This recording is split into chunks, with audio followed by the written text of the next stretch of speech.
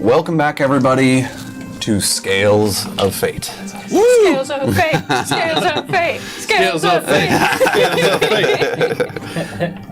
It's a beautiful rainy Monday. We've needed some rain in Texas lately. Yeah. We're going to get into a recap. We're going to do a real quick shout out to our sponsors. Thank you, SL Dooley, for all your support. Recently posting a small newsletter that I had written about D&D in general and dungeon mastering and all that. You can find her at her website, which is, one more time? It's in the link. Yeah. Or in the description. Click the link in the description. Perfect. Thank you, D20 Tavern, for being an amazing place to play TTRPGs and other board games in Denton, Texas. Go check them out. Thank you, Hoppensting, for your delicious beer and your wonderful support. Quick shout out to Michael Ghelfi, the individual who has composed all the music that we use. You can go to his website at michaelgelfi.com or check out his Patreon. Super awesome. And also, if you're watching, we have something new going on in our channel in the Scales of Fate logo. Right there. Yeah, it's like right down there. Some art made by a fabulous individual. Yeah. Nailed it. Lane, will you take over? Yeah, absolutely. We'd like to thank Andrew Austin. His Instagram is shred_angel, all spelled out, SHRED_ANGEL. Spell it right, all right? Not angel. Shred angle. Yes, a shred angel. He did our awesome commissions of all of our character art. You can check him out online, and we'll be posting the full pieces on our social media over the next few days, right? Yeah. Mm-hmm. Yeah. So look out for those. Yeah, and then last but not least, thank you, Sunspell Dice, for your super awesome, character-specific custom dice that you've been making for us. Make 'em rain. As Taylor makes his dice rain all over the table. Don't you love how bouncy that is? It's very bouncy. It's so nice. Okay, so without much further ado, we're going to go into a real quick recap. Right in there, how to spell this. Last time on Scales of Fate, you guys had essentially recollected yourselves, Jack and Xeris stopping by the clinic in order to grab a few more medical supplies, running into a herring gun thief, as it were, essentially who had said, "Hey, you stole my stuff, give it back." The six of you with Silra struck a deal, well, 5 of you, as Leon was indisposed at the time. Was that distracting? What? The creature roaring.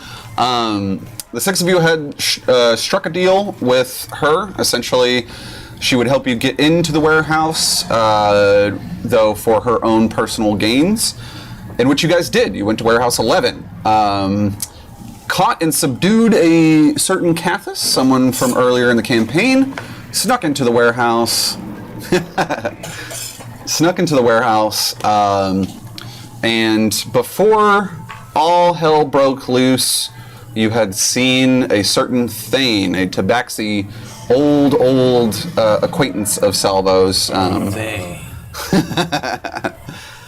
From there, you guys subdued the threats that were in the warehouse, found a bunch of loot, and found a mysterious note that, long story short, had some very dark tidings listed out to you guys.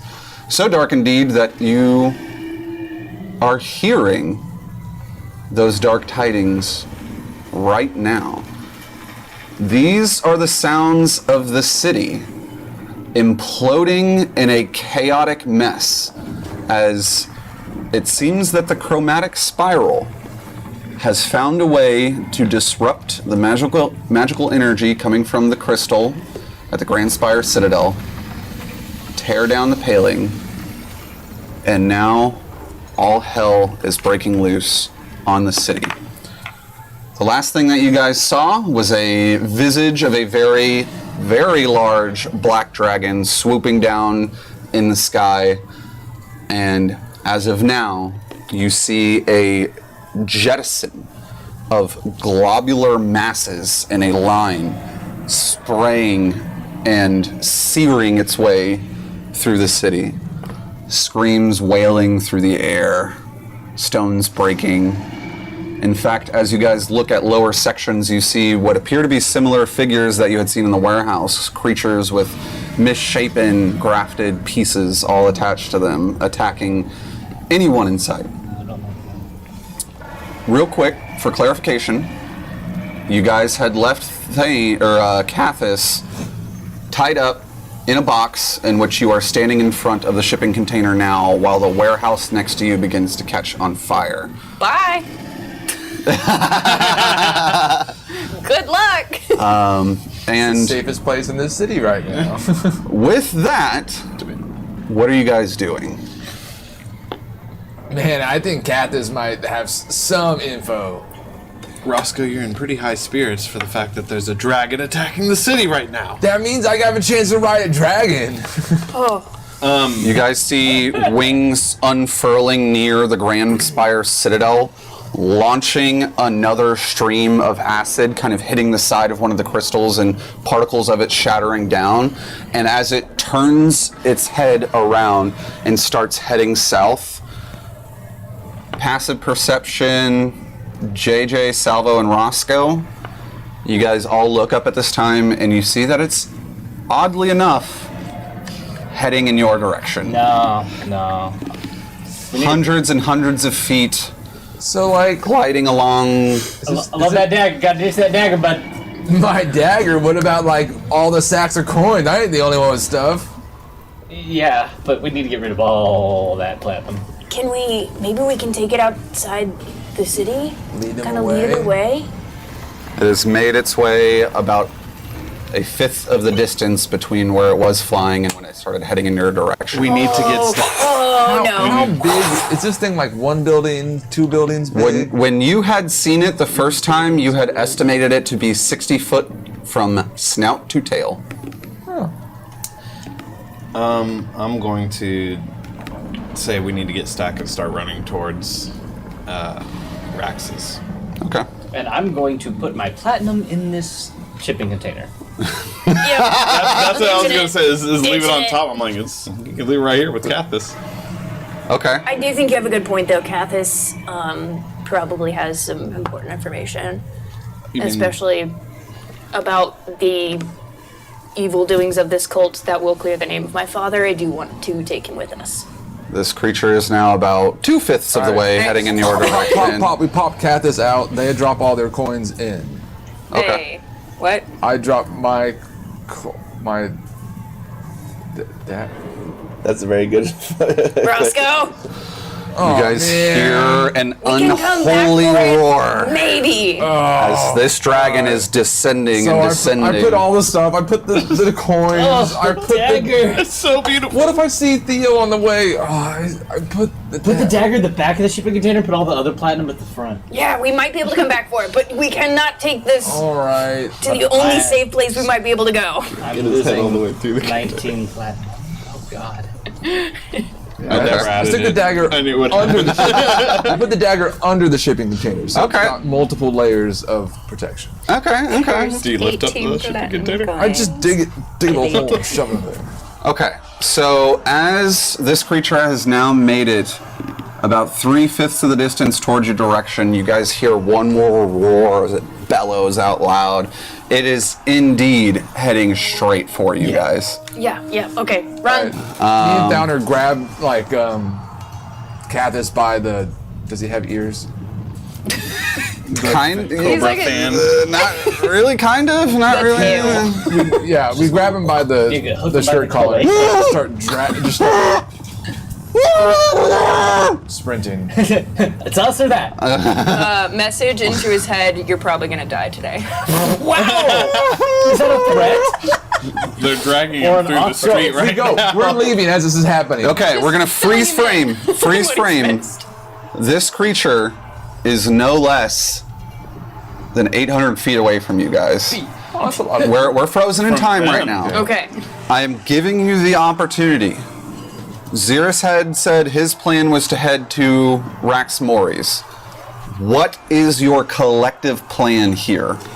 stat. Me and JJ are separate right now. You guys were essentially 40 to 50 feet ahead Okay. And the two of you more or less have been watching this and turn around and see all your buddies basically arguing and chucking money and pulling this guy out of this crate. What are you guys Oh doing? yeah, you guys didn't have any of the platinum. No, right? I had 17 of the cursed platinum. So Just a reminder to yourself. Yeah. I guess I just Do what you will with that. I pull out my You bag. and JJ are together. You guys are ahead, and you noticed the dragon. Yeah. Yeah, I was more or less beelining towards the citadel, but Cursed platinum! yeah, and we got to get back to the group basically. Okay, so I follow JJ, and then I'll pull out the 17 that were cursed, and I hand it to Salvo. I throw it in there. One shipping container, bunch of cursed platinum, kick-ass dagger, and the flask. I'm say buried under the next shipping container. Go, just go, run. Real quick, I need you to give me just a flat dexterity check. For your meticulous planting of the platinum items. Or how long it takes you to do so. Hold on, let me dig a hole. Slide of dagger check. Ooh, that looks low. Is this a digging check? It's a 4. It's a 4? Wait, no, that's 7. 7? They're both clearly visible underneath the bottom lip of the container, and at this point, this is the freeze frame moment. You guys have made your decisions about what you're going to do at the point by the time the dragon had flown as close as it has gotten to you. What is your direction? Are you agreeing with Xeris in this moment? Or are you Yes. collectively going? Okay, so you guys are going to run to Rax Mori's. Okay. So, Pawn shop? yes. Where Stack Stack is. is. Right. She's like, Oh, why? for some reason I thought we left him at the Citadel. Spa day? That's right. He's in the sauna. Oh god. Okay, so sauna for like It's got a towel. hours. really quick, just in case you need it, Falner, like I had told them, that map is in the Discord. Okay.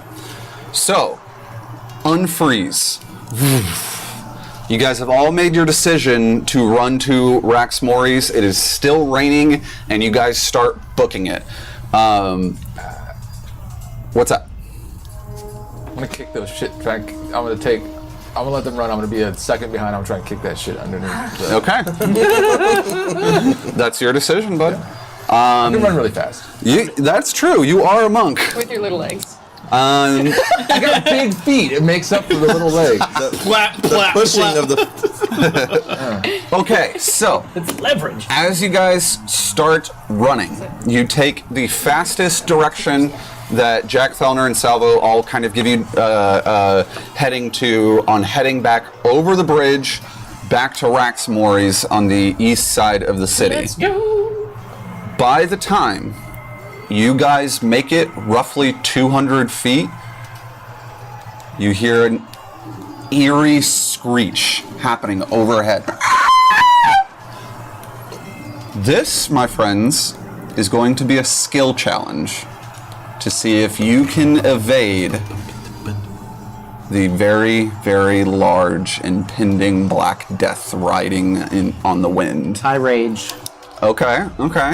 So, Leon, raging, going into your zone, blessed by your god Smargard.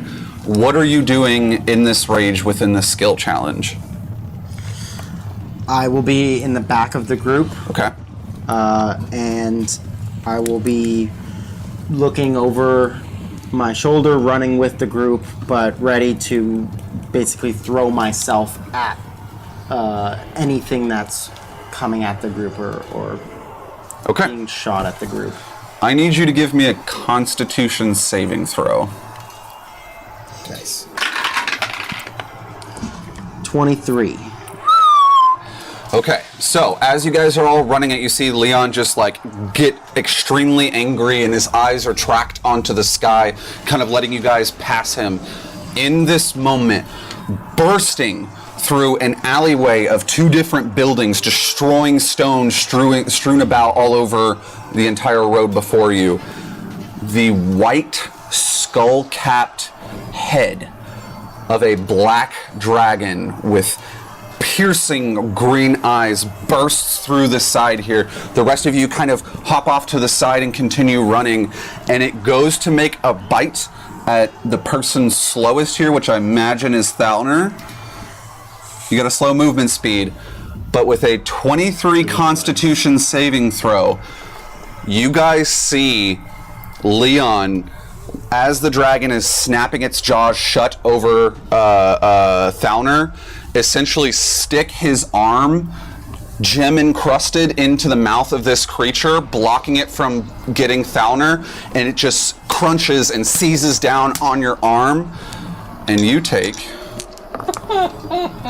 You are raging, so already halved, 5 points of damage, piercing damage.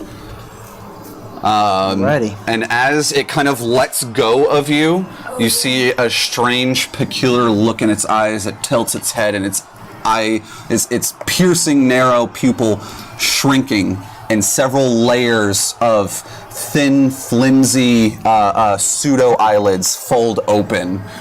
I look into it and I telepathically go, "I'm gonna get you, buddy, but not yet." And start running. You hear back in your mind, and you speak Draconic, yes? Yeah. Spawn of the Dreamer. You will be a tasty snack. And you continue running. So, Slow motion. leg 1 of this skill challenge is passed. However, this black dragon is dead on your heels.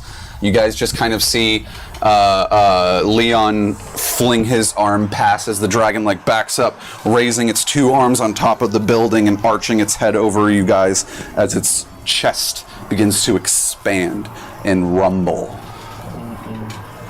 What are you guys doing from here? I think I was a little bit behind him because I took an extra second to try and bury that shit again. Yeah, you saw this entire thing happening.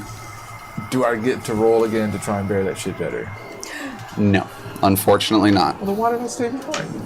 That was your choice. You did, the way that you had described it was that you were kicking dirt and trying to cover it up. You did that. It's not perfectly hidden like Pirate's Treasure, but it's more hidden than what you had. Success with no roll needed. I'll take it. Partial success. You had rolled a 7 originally. Yeah.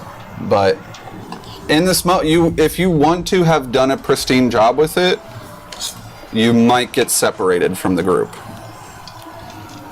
Yeah, I don't want to do that. Okay. I'll take better than it was. Okay.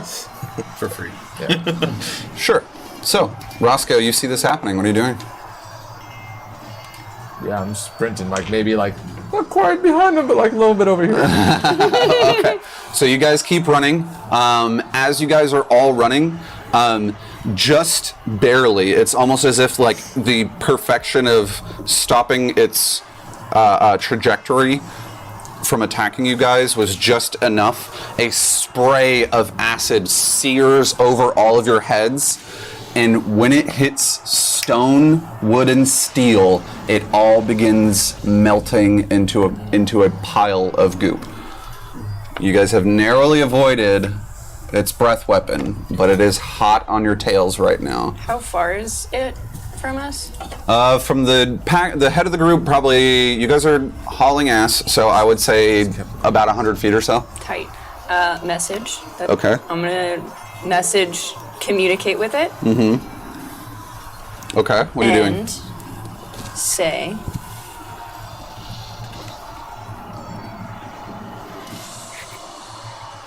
stupid lizard, we're acid proof. And what are you attempting to do in this moment? Deception. Okay. We are immune to acid, all of us. Go ahead and give me a deception check, please. Do not be tempted by our squishy skin. I never thought Thalner would be the racist one. That's what makes it fun. I'm allowed to say lizard. I can say that. But that's what makes it funny is I'm literally like a kobold. Compared to this. He He doesn't know if you're saying that, to be fair. That's cocked. That's an 18. You got a dirty 20. And with that, you also hear back in your mind, the morsels are feisty today. And it starts breathing in another breath and lifts up off of the buildings, and you can see it starting to head up higher into the sky above you. This is going to be one person, one action, I'm assuming? Yes. So this, in this moment, is technically a fail, and we'll keep moving from there. Just so you know, you failed. With an 18. Great. Roll a dirty 20 on its insight. And also, we won't worry about that. You're gone. So, what are you guys doing now? You guys have one success and one fail under your belt. I have a question. Uh-huh. Can I consume, I guess I could Google it, but can I consume a second level spell slot for a first level spell that does not scale, Yeah. so to speak? Yeah. Okay. Because that's my last spell slot. I'll table that for a later turn in this initiative. Okay. Who would like to go next in the skill challenge? I got an idea. What's your idea, Salvo? So I'm going to use something I haven't really used yet. Is it engineer feature urban infrastructure? Basic knowledge of structures, buildings, including stuff behind the walls and whatnot. Plus, I'm from this town. I'd like to maybe roll either a history or an investigation to try to look for some maybe less dragon accessible pathways to where we're trying to get to. Go for it. Give me a history check.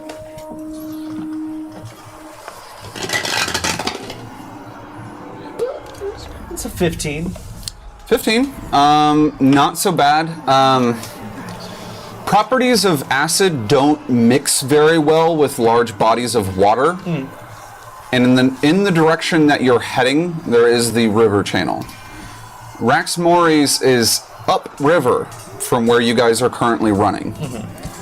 But if you were trying to avoid acid breath or less accessible dragon venues, Yep. that's what your initial thought would be. And your next thought would be that narrow building alleyway that it just tried to stick its head through was really good when it was physically up close, but now it's flying. So your options are find cover or get to the river.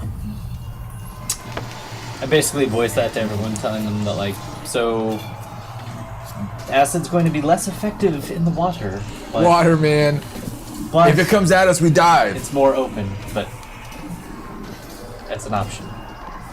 As you guys are running, with the 15, we'll for now consider this a success.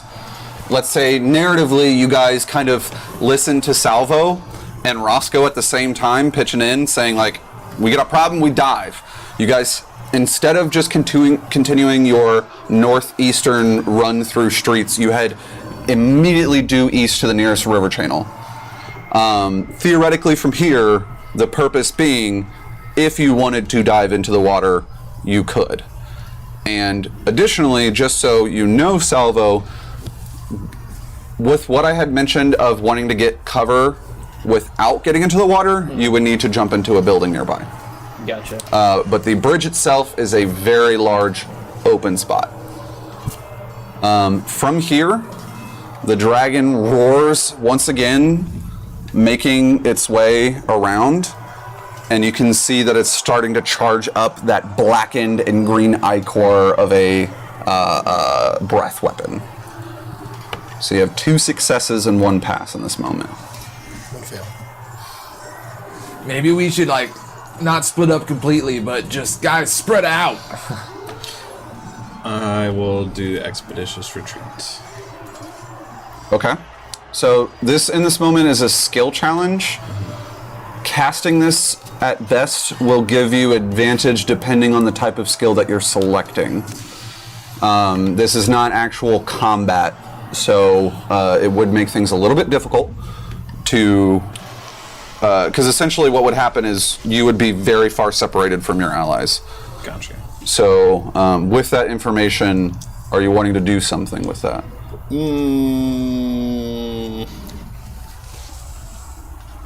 As we're running, You're also I not yell using out to action, so you can dash JJ. in. I go, shoot him in the eye! Shoot him! It's a little hard while running.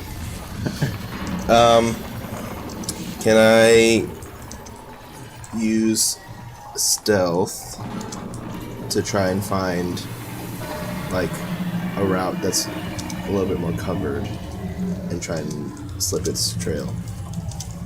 Maybe not at this particular point with where we're at, but I guess. Okay. Go ahead and give me a stealth check. It's a nat 20. Nat 20, huh? With what he does. total of 27. Okay. The sewers. So, you know, Cover and it's wet. I will go ahead and say this Nat 20 is going to pose as a success, which is 3 successes in the skill challenge, which is what you needed. As you continue running, you see not about 50 feet away, one of those manholes kind of pop open and 2 ears just kind of poke out. You guys in a sticky wicket then? I'd hop down here if I were you. Get to the manhole! I imagine Roscoe just swan dived in the manhole. Okay. You guys, one by one, file into this sewage system. Silra just kind of hanging out to the side and like just ushering you guys down below. And you guys all do make it down, and you hear this kind of sound, and the metal for the manhole starts slowly seeping down as you guys are all climbing to the bottom. And as you get down into about like this 20-foot wide, 10-foot tall sewage like storm channel, which is very almost heavily flooding the side walkways because of all the rain that's been going on. That metal just continues to drip, and then you see partial obscured overcast light shining through it with more dregs of pure cleaner acid dripping into it, and you guys all hear the fading off into the distance. Bond drop still? Rex? Yeah. What, Yes. About, Yep. Do we think that this will get us across, like, I guess, under the river? We're still on the wrong side of it, right? I'm not sure. Are we on the... You guys are still on the wrong side of it, yes. We can take it to the river? Which direction does this tunnel run? East, west, north, south? I'm gonna roll my directional dice. Oh boy. It goes southwest to northeast, so pretty much exactly the direction originally that you were going. Cool. It must That's where he be gets all his valuable goods from. built up like part of the river where they actually instilled it, so there's a tunnel that goes underneath it. I mean, we can try. I've never really used this system before, but it's that way. Yeah, booking Yeah. it. Everybody's booking it? Yep. You guys, as you all start running, you turn back and to look, and you kind of just see Silver hopping the other direction. Sure. Thank you. You're welcome. Okay, so as you guys continue running, eventually you do get to a part where it kind of splits off, and there is one channel that looks like it dips a little bit further down, and you can see a little bit of light and some rushing water coming from it. Being in the same exact direction of the location that you're heading, you look down in it, you walk down, and this is essentially an outlet of part of it that goes into the river. Mostly like you can, by the smell alone, you can tell that this sewage line is not actual stinking sewage. This is more just rain, weather control runoff. And kind of hanging within a 8-foot wide entryway where water is cascading down into the river. You guys take a look out. You see faintly off on the horizon, black wings are now heading back to the north of the Grand Spire Citadel, and you take a look over, and about 20 paces downriver is the bridge that you typically cross to get back into the district where you would find Rax Mori's Pawn Emporium. What are you guys doing? A ladder up towards to that? From here, yeah, you kind of peer your head over on one side of the entryway, and carved into the stone are like hand foothold, like slatted hand and footholds, but it takes you back up to the same side that you were just in. And then we can cross. Mm-hmm. All right, guys, we're close, man. I say we get up there and book it while it's gone. Sounds like a No good one says no, so I go first. Okay. No one has any platinum, right? I'm carrying a chest of 100 platinum. No, same platinum. Do we still? Don't Are we worry. still have that stuff? That magical things? Like, Yeah, you guys, for now, yep, you still have all these Technically, magical items. You still have this chest, which was sizable enough to fit into this manhole that you guys jumped down into. You still have the floating disc and everything else that you had acquired. And it's not Khajiit. Tabaxi, Tabaxi on the still unconscious on your back. on my back. Okay. Yep. Thane. Thing. Oh yeah, wait. Do we have Cathus? We must. We didn't say we stopped dragging him. Yeah, but you stayed Yeah. behind. Who at this time was holding Cathus? It was Roscoe and I were Downer, dragging him out but of. We plan on putting him on the disc, but I would Thane. say logically that yes, you could have thrown Cathus onto the disc, and he is still just kind of slumped over, Perfect. like over the top of this chest, like Tied Take up, it. he saw everything. just narrowly avoiding acid. I make sure that he's laying on it, like stomach on it, so he can't really see what's going on, but can hear everything and sees glimpses, and is just confused. yeah. He's got a fair idea of what's been happening, but yes, he has not seen everything.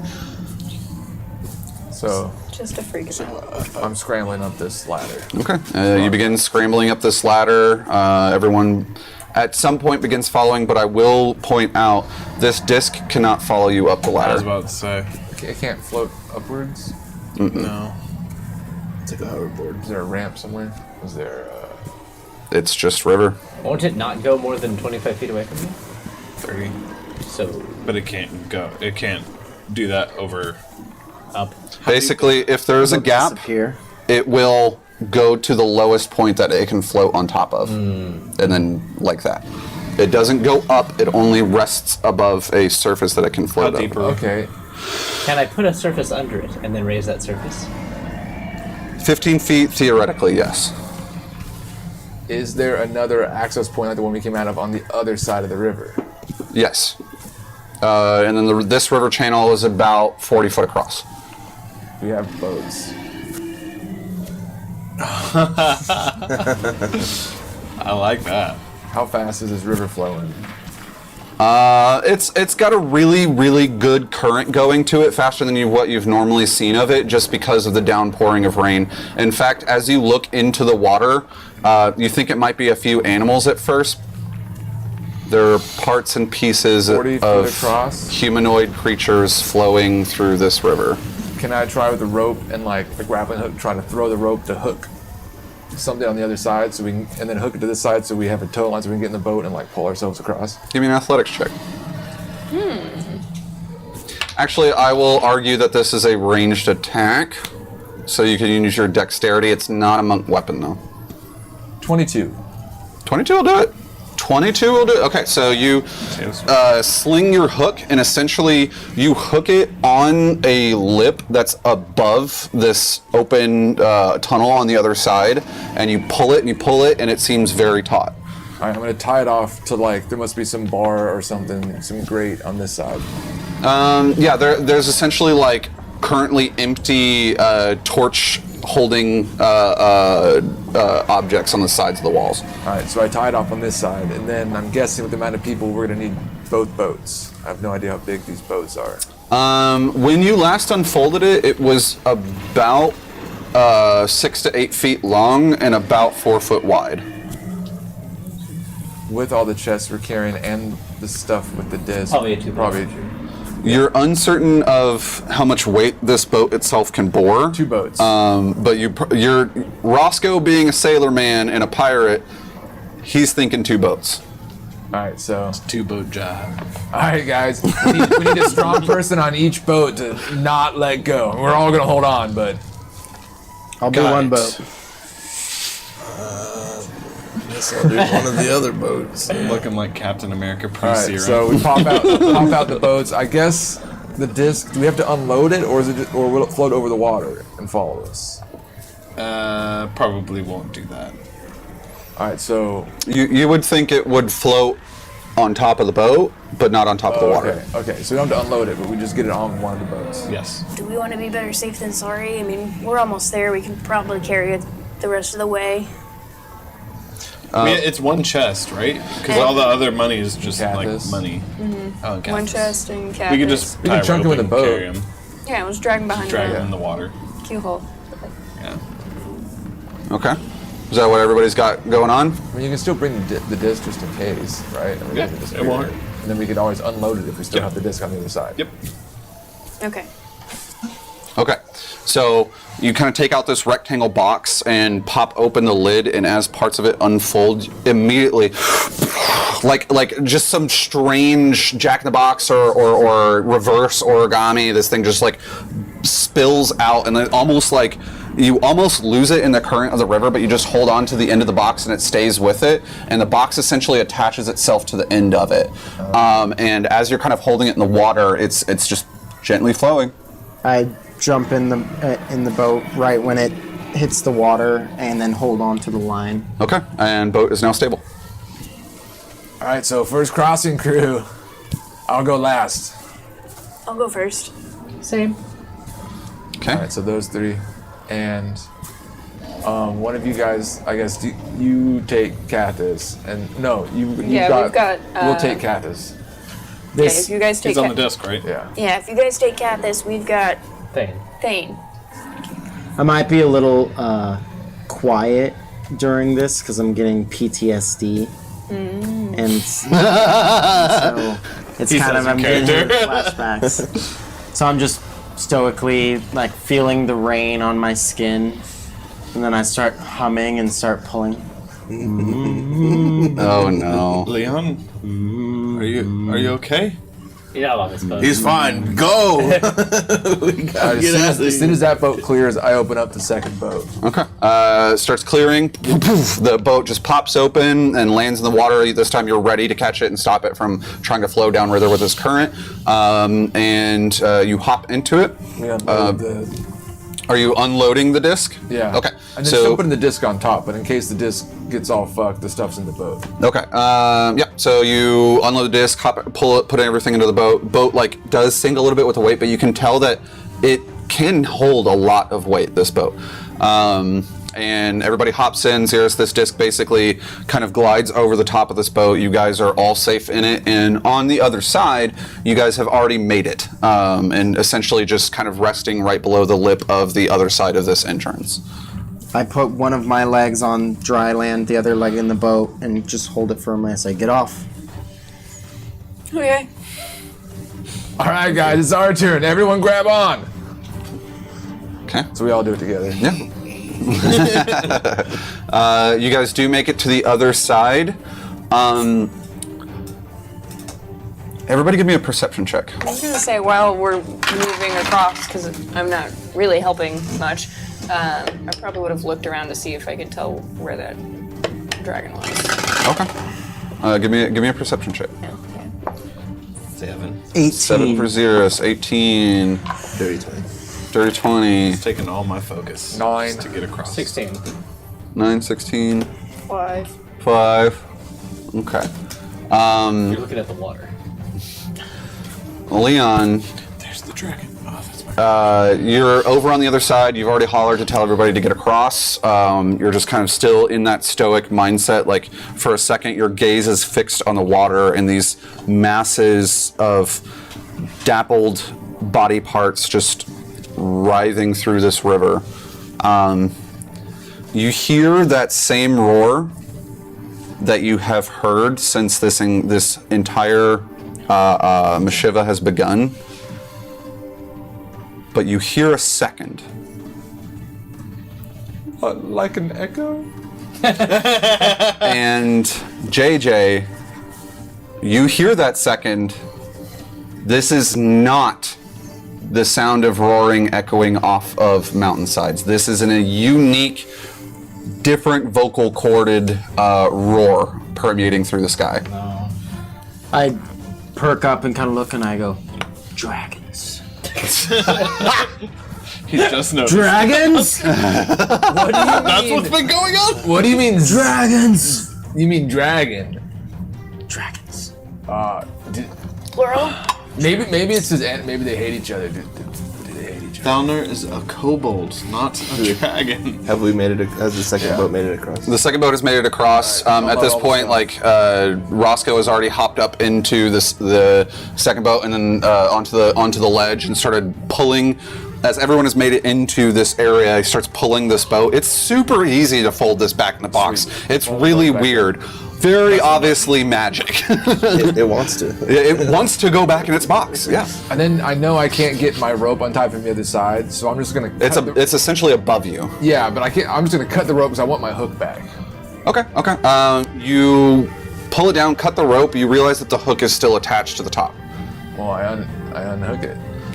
You would have to get to the surface level to do that. Oh, you did a really good hook throw. It basically wound itself around a couple times and then latched onto itself. I'll leave it.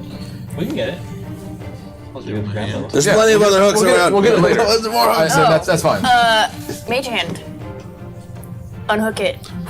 You see this bright. What does your mage hand look like? It's like a Kobold? claw. Yeah. It's like most you picture just like a little glove hand, but it actually has like, scaly looking. Oh, what the hell? A ghost is stealing my hook. You see it just like wrap its fingers around the hook, undo it, and then just loop it around, and then pull it back down and gently rest in front of you. No, it drops it. Oh. It just unhooks it, drops it, and disappears. Into the water? No. Isn't it direct? I'm confused. Isn't it directly above us? It's like there's two doors. Yes. Yeah, Basically like it's this. above and this so door. It's above the door. And we're over here, and right? The water, Inside of water's it. right, even with the water. Yes. It's not like a lip. If you drop it, it's going into the I river. thought there was a. So it's like yeah, that it it's directly flush. hands it to you. It's a friendly ghost. Sweet. I love how you're not freaking out about it being a ghost, you're freaking out about it dropping it. Yeah, it's not the first time I've seen a ghost. I'm a pirate. Flying Dutchman. Okay, so you guys are on this other side. What are you doing? In the tunnel. You're in the tunnel, yeah. You essentially walk over to the tunnel. This, once again, has a northeastern direction and a southwestern direction, but you are on the other side of that bridge. So, wanting to know what the heck is going on, is Thane conscious at all? No. Okay. Oh, wait, no. Thane is not... Yeah, Thane is absolutely not conscious. Katha still is. Speaking of, just for expediency, you essentially had told your allies, slowly, gently lift the boat so that the disc actually does come back into that space with you. You did not lose the disc. So, I want to, we all, obviously, time is of essence, we keep running and whatnot, but I want to ungag Cathis. You guys What's are happening? psycho! You're psycho. What is this? What do you know? Too much, not enough. What do you want to know? Just let me know. Just let me know and let me go. I'm not playing this game again, and intimidation if you want. I'm not fucking around with Cathis today. Give me in. What do I you? help out. I stand up behind him. I'm just. This is what we did last time, except this time we're actually willing to murder him. Does Cathis have hair? No. He's like a The snake. snake man. person. I just put my fingers on the top of his head. And squeeze a little bit. She's like, "Ah!" Yeah. Give me an intimidation check at advantage. He does have ear holes, but not ear lobes. Yeah. So you could gently put a nail into each For one. advantage. That's going to be a 19. Okay. Oh, 20. Okay, 20 better. Okay, so I work with Orzhov Syndicate, and let me tell you the story. I work with the Orzhov Syndicate, and long story short, we were going to make a ton of money getting involved with these chromatic spiral freaks. Bellamy probably is a freaking ghost. He probably is actually one of the spiral chromatic. I don't even know. I've never seen the man. But long story short, they came in and have infiltrated the place and have made decisions to graft people and cut them up and turn them into different crazy creatures. And I opted out of it, but they basically threatened me with my life if I left or told anybody. So I was still there, and that's pretty much what I know. They're attacking the city. What else do you need to know? That What's their told objective? us absolutely nothing. We all know that, man. Like, What's where are their they objective? now? What's the next? Their objective was to destroy the paling. They did it. They're still Why? here. For though. what reason? They want to take over the city and kill everybody that's here. They work with and for dragons. You're here. What do you want? What do you want? Where are they now? Probably where's at the their Grand headquarters? Spire and killing people in the city. Do you know how many dragons there are? So far as I know, they've only been working with one locally, but there's been a couple across the continent. Sorry. You are not worth dragging with Yes. us. I gagging back. I say we leave him on the side of the sewer right here. What kind of plan is that? To have dragons attack the city that you live in? There's a better plan. This Pull guy the just gag back doesn't down. know. How is everyone else supposed to survive this? The people working for these dragons, how are they supposed to survive? That wasn't the plan. Orzhov's plan was to overthrow the council because they seemed weak, and we were going to help him. But this has all gone to hell. This was not the plan. I slam my fist into the wall. We are not ready for this. We are all going to die. Dragons, they just want to destroy. Of course the plan fell. This is pointless. Leave him. Let's go. No, don't leave me. Or just like untie me. At least, come on. Yeah, no, I'd saying we should rather trust trade you, him in like for... last time. Look, last time I basically was being tracked. Yeah, no, I re-gag him, start dragging him on the ground behind me. This asshole is taking the place of my father in prison. Sounds good. Yeah. I'm walk taking this him. until I feel it's about like, I don't know, half a mile or so into past the river. Actually, I don't know what the distance is, but Give- then I want to check the nearest manhole. Okay, give me a. This is a form of tracking. Give me a nature check. Can I assist with the urban infrastructure? Yes, absolutely. How about a survival? With an assist. Yeah, survival is actually a better nature check or a tracking check. With assisting JJ, you may either roll separately or give him advantage. What are you rolling? Survival. Survival plus 4. What would I roll? Same survival. Then you have advantage. So 16. Remember, there's a couple manholes. So we go. Dirty 20. Dirty 20? Yeah. Okay. Jack basically, like, in this moment, as you guys were interrogating Cathis, had already, like, stuck his hand on the side of this wall. It's very, very dark in here, but he essentially is now relying on his memory. Okay, so the bridge was about 20 paces away to the south, and we need to go about 4 or 5 blocks to the north. So he begins walking and methodically counting his steps. And as you guys actually catch up to him, like this dank darkness with still above head muffled sounds of buildings being destroyed and people crying out. There have been tunnels that have essentially offshot from this main way to the east. About 3 tunnels up. You estimate it to be nearby to the clinic, which therefore would be not far from Rax's. And just over the table, you feel pretty apt that this is the correct direction to go. Okay. Is there... I don't know, I can't really see the manholes, I'm assuming, but Yeah, it's very difficult for you to see them right now. does anyone see? I'm raging, so I'm Raging only lasts a minute, my friend. Oh, okay. Yeah, sorry to cut you off there. Okay, never mind. I'm not glowing. Here, have a glow rock. Oh, thank you. Glow rock. Yes. Thank you. You have seen. Manhole right there. You have essentially estimated about every 50 feet there is another like manhole entrance with like, long story short, it's almost as if this pseudo metallic ladder hangs down halfway through the air. As you get to the tunnel where you're like, I'm pretty sure this is right around where Rax's is going to be. You see one a little bit further and a little bit farther back, but looking down into that area, give me a real quick history check. 15. Okay. There is another manhole entrance that's just a little bit in between the clinic and Maury's. And you would assume that heading in this direction, there would be that exact manhole. Okay, I'm gonna go over there and pop my head up. Okay. You guys all following, kind of in tow with JJ. You do find a ladder.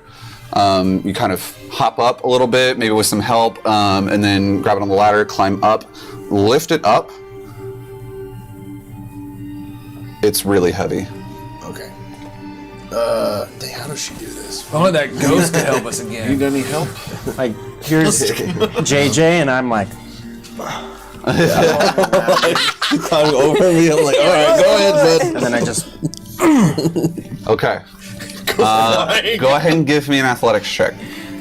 You can make a dexterity saving throw for the civilians. Climbing over me.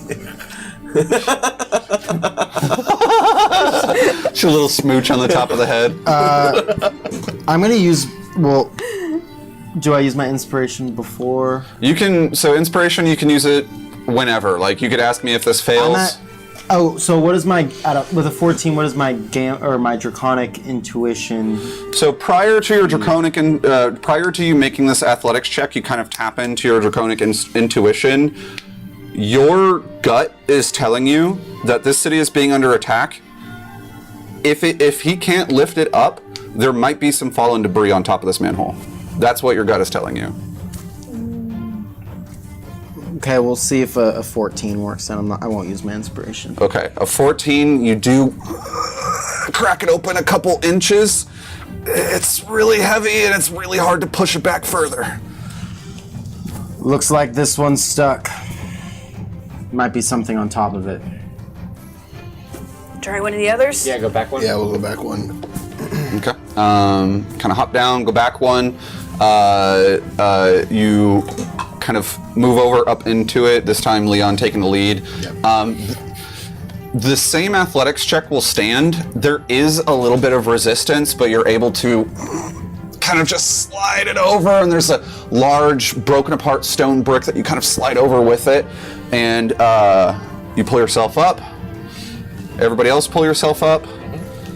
Your disc will stay. Yeah. So once again, what's on my disc is a chest and Cathis, right? Yes. So can we pass it up? Can you carry the chest up? I put the chest and Thane on the floor. You go to pick up the chest off the disc, and by yourself, it is very cumbersome. You know your limitations pretty well. Carrying it up that ladder is going to be really hard. I'll go behind him, beneath the ladder, and help push it up and climb the ladder. What's in the chest again? Silver bars. Can we get the magical cover down here? I thought it was the magic items. No, this is just some I extra doubt it's stuff. big, but it's too Roscoe big. had that one, I thought. It's a sewer. Can we leave it here and maybe come back for it? It's just silver blocks. It is just ingots of silver. Rope. Not I worth mean- my life. I go up the I ladder. grabbed two just We have a because I history have to throw of one. sewer treasures, so Yeah, it's a safe spot. Take Most a of couple the in time. case you need a blunt object. And then maybe, Literally what I thought. I, as a character, could care less. Yeah. Leon, will you throw Cathis up? I'm not even going to argue with it. That's funny. Before she finished, or before he finishes the sentence. Okay, so Roscoe, you were real quick. You were grabbing a couple silver bars. Yeah, I have like 2 silver bars. You grabbed 2 silver bars. You put them in your pockets. You are starting to realize you are very full of things. Your movement speed is halved effectively right now. You can't spend it if you're dead. I dropped the 2 silver bars.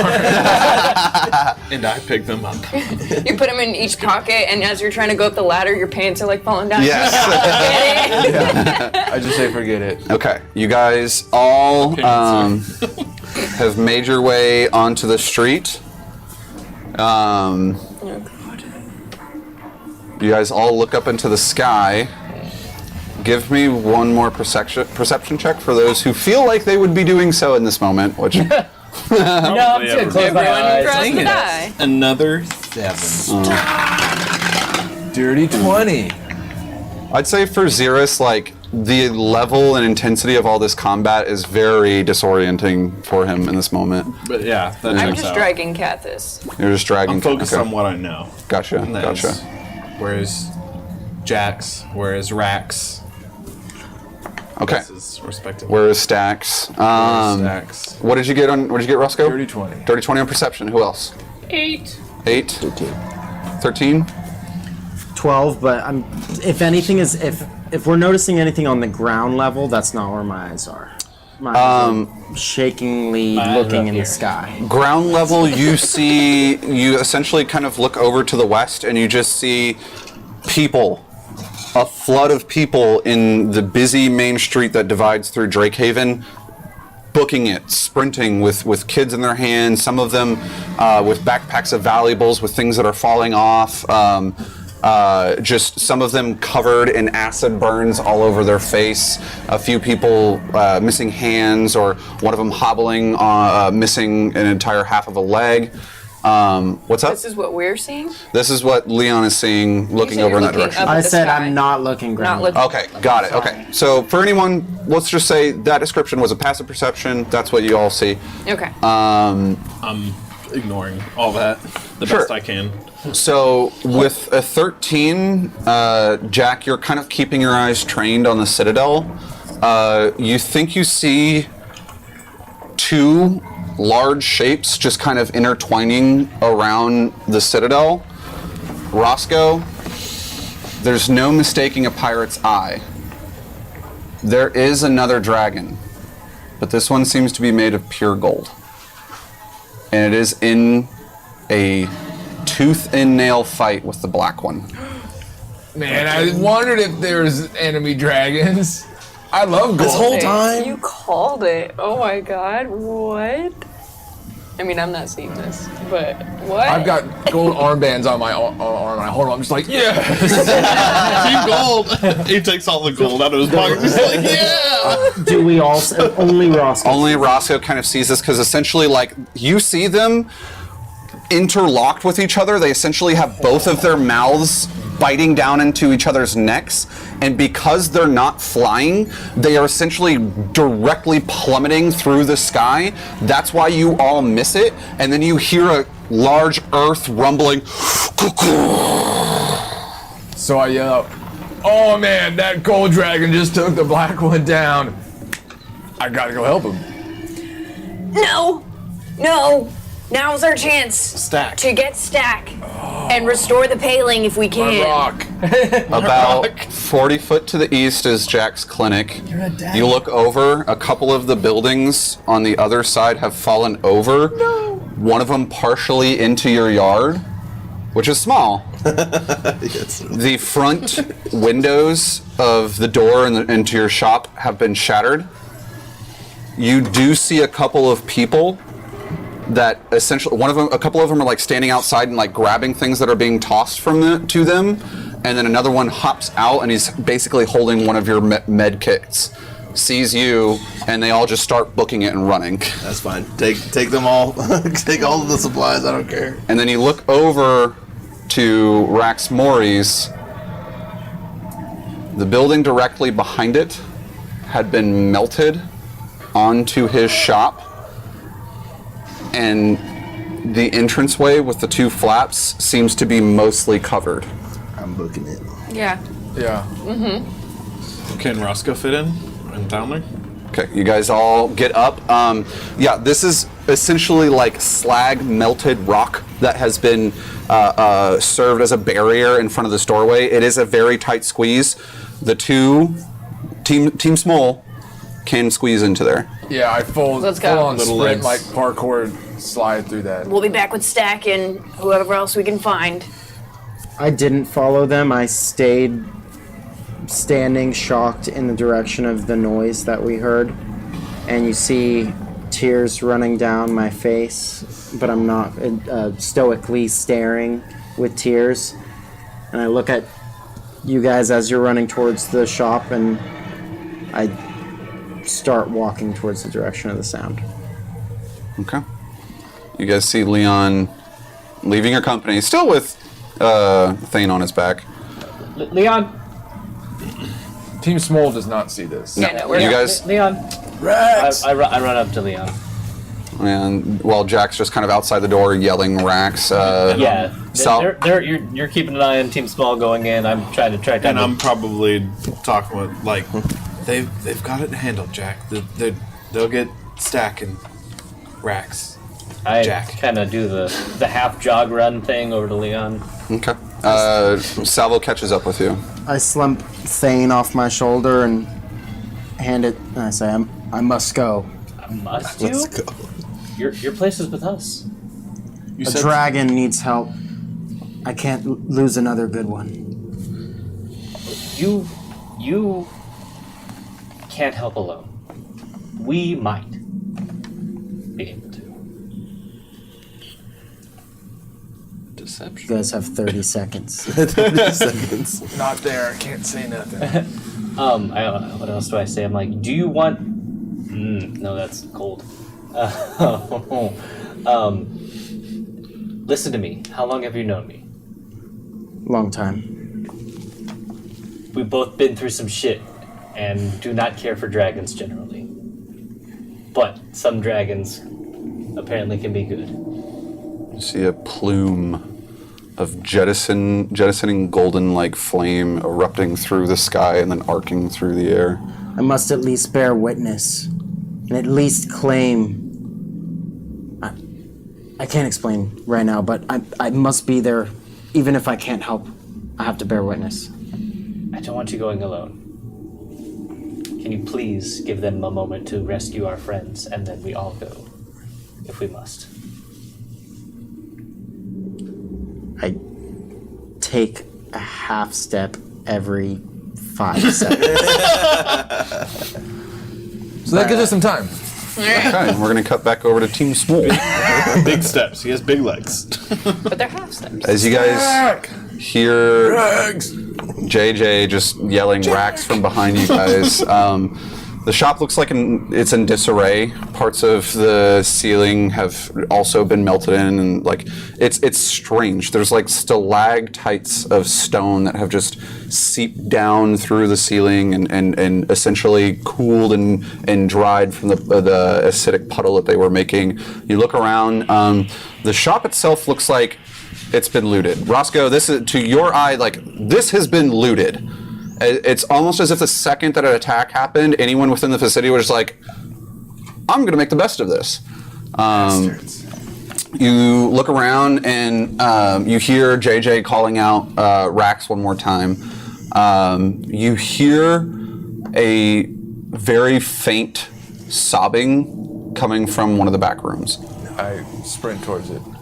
Okay. I'm headed towards where I knew the sauna was. Okay. Aluminum cowboy. Here for you in your darkest times. So you basically are running in tandem right now. Roscoe stops in a doorway. It's the same doorway that JJ was in before. You keep going out to the sauna. Roscoe, you open the door. You see Rax just kind of bent over some crumpled bodies. And the room itself looked like it's been destroyed, torn apart. Things have kind of just like flied. You see slash marks in the wall. Rax's wife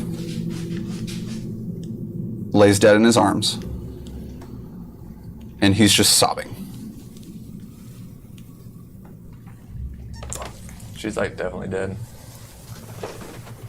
100%. Oh, mate. Fuck. Does he even look up at me? He doesn't even look up at you. He just continues sobbing. Thalner, you rush over into the sauna. It's cold in here. I immediately run in, stack, and start throwing the rocks in the middle where we had kind of situated him to blend in. Okay. It doesn't take long. Nearly immediately, you see green eyes flash open. Hello, I've been waiting. Stack, we gotta go! Get your ass out of here! Where are we going? Are we going to the Is It now? Yeah, sure, go! Okay. And he just kind of... Stack, Yes. we're in danger. Huh. We need you to listen and follow directions and be very careful. Okay. There is a dragon attacking the city. A dragon? A dragon. How? The paling is down. We are vulnerable and not looking good, but we gotta go. That doesn't make any logical sense. But you're my friend, and I believe you. Yeah, Let's you'll go. see. I start running back out of the sauna, I guess back towards where you had stopped. You see Roscoe just kind of in So there. I kind of get over my own shock. I go and I put a hand on Rex's shoulder. Rex, I'm so sorry, man. She's gone. She's my whole life. And if she was here right now, she would tell you to live. And we've got to go. You can tell he's in shock. Aren't there? Didn't they have kids? Yeah. They did. You don't see them. I'm looking around. Rex, your They kids, did. think about them.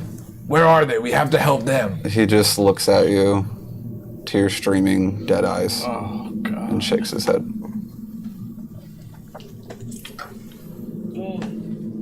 Oh, fuck, I'm so bad I'm not in there. Rex, you're the one with their memories. That's where they live now. If you die, everything about them dies. You have to live. So that we can hear about them, so you can tell about them. Come with me. Give me a persuasion check.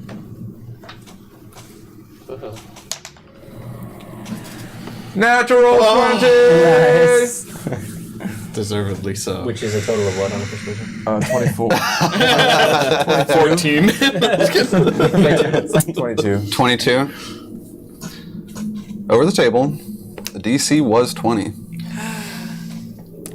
He just kind of pulls her limp body closer to him and stands up, not even blinking, still sobbing, just Does she starts have, walking out. like, a necklace or something? Yeah, I was gonna look for her. Yeah, she. When you guys had last seen her, she did like jewelry. She was goblin. Body? No, I'm gonna try and convince him to take the jewelry instead of the Yeah. body. Take mementos. Rex, leave her with the kids in your place where her spirit can rest. Take a memento of her. Leave her. Don't drag her out back into this violence. He kind of hears more roaring outside of the shop and like looks down at her. I put my hand on his shoulder and kind of grasp pretty tightly until he looks at me. Let her rest. He looks down at her. And then he hears JJ still yelling his name. He grabs his wife's hand, takes this ring off, and he doesn't respond to you guys. He continues walking past the front, past where all like the looting had happened. Just wait here a sec. And he keeps walking into the shadows of this corridor, turns into a room, and when he comes back, he's just, again, pure shock, wide-eyed.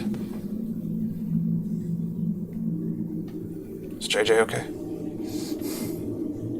Yeah, he's outside waiting for you. We're gonna get out of here. Let's go. He starts I walking. kind of usher him out, push him out ahead of us, and am also guiding Stack. Stack follows you guys along. Action. Four Team Smalls exit. Four small. Yeah, we all fit through that door. What are you writing in action for? Small team Drax. 4. Okay. First one out, probably at this point, just kind of watching the way. Like you see Roscoe, he kind of looks you in the eye. Y'all two exchange a look. Your passive insight is wicked. It's like 18. You see horror in Roscoe's eyes. And then Stack walks out. Hello, JJ. Oh, Stack. Okay. Continues walking. You're like, oh yeah, I cared about you too. Thalner, you kind of like with One. Rax and Toe, the two of you walk. I pushed him out first. You pushed him out. Rax walks out, and you just hit him with a big bear hug. You can kind of hear bones creaking as you hold on tight to him, and he's just like, "Glad to see you're safe, buddy." I'm so glad you're okay. We gotta go. Okay. Yeah. Fuck. Salvo, at this point, you turn and you look over and you see Xeris and JJ and everybody else just kind of like in this group. Yeah, I'm like trying to like. Yeah, and Leon slowly taking. Yes. It's like I'm not a persuader. I'm a logic person. This is not a time for logic.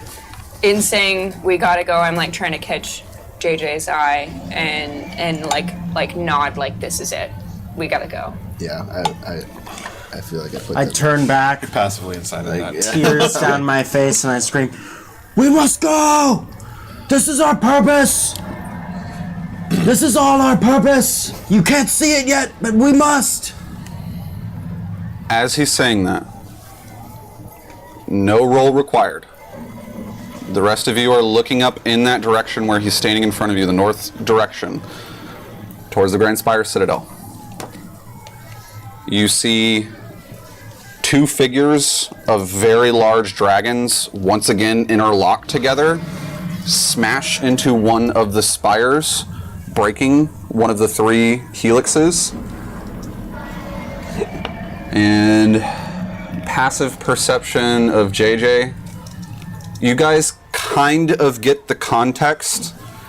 JJ, you see the incisors of this large black dragon ripping into an old wound on the neck of this gold dragon, and with a lot of leverage and force, you see its entire head stalk get ripped off its neck.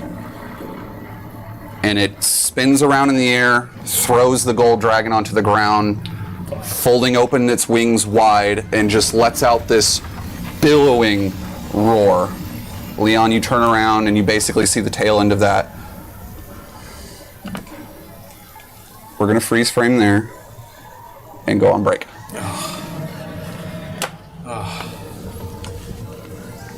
God damn it! We have an hello. Fuck. Oh, that's so rude. So, for those of you watching, we're going to take a quick 15-minute break. We're going to cut the mics. I'm going to turn it to, like, different music so it's not just people Come back screaming and dying. Don't go now and end on this note. Come back for the vengeance. Okay, yeah, definitely. Come back to the vengeance. So, with that being said, we'll be back here in about 15 minutes. For Leon to bite into the black dragon's head. I'm gonna be so pissed. All right. Slowly chewing through. Going on break now. Bye.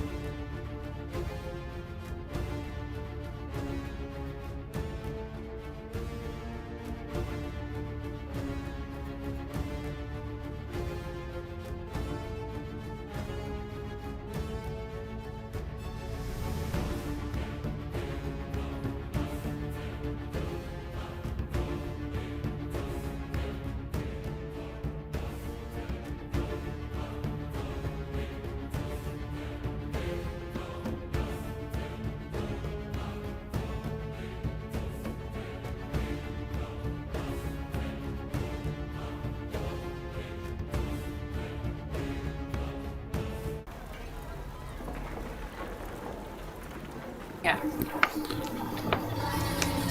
Welcome back to Scales of Fate. We're back from our break, and we are ready to conclude the remainder of the session. You guys had just seen the gold dragon that was in a fight with the black one have its head disconnected from its body.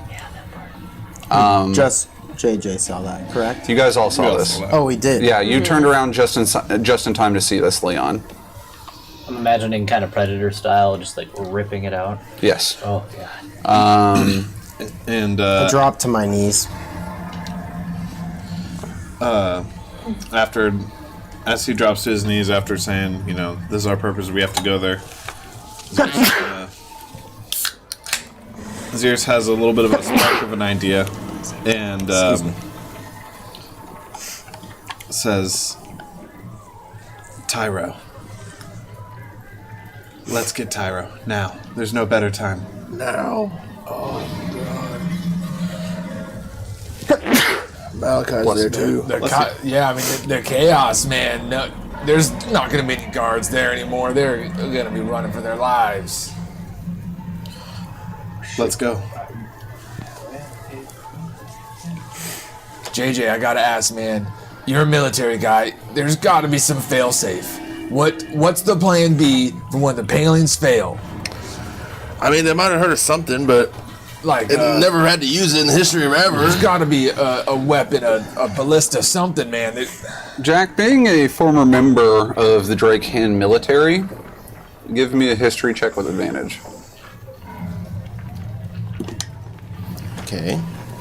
18 minus 1 is 17. Okay, 17 stands. Okay. You have never seen it in action. Huh, nice. You've heard rumors of it.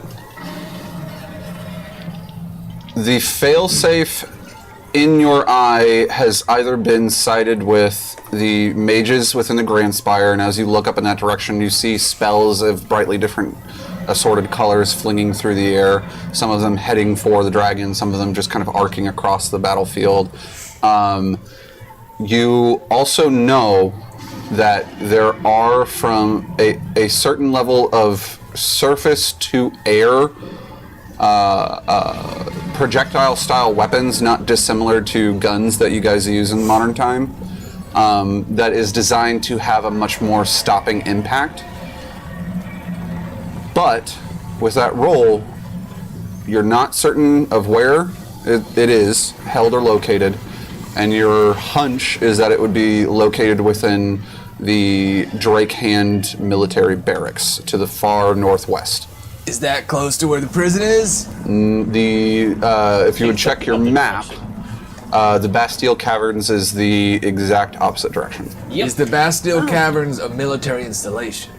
The Bastille Caverns is essentially the stronghold holding cells that belong to the Justice of the Peace. It's close. It's very close by, relatively.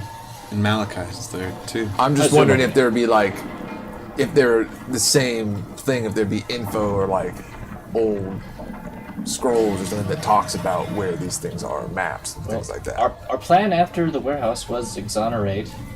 Not saying not to go there, I'm saying is the same people that would have information on where these giant artillery guns are be the same people who operate the Bastille Caverns? Different branch. Different That's branch. my question. Yep. Military versus the Justice of the Peace. All right. The Drake Hand versus the Justice of the Peace. One time was enough.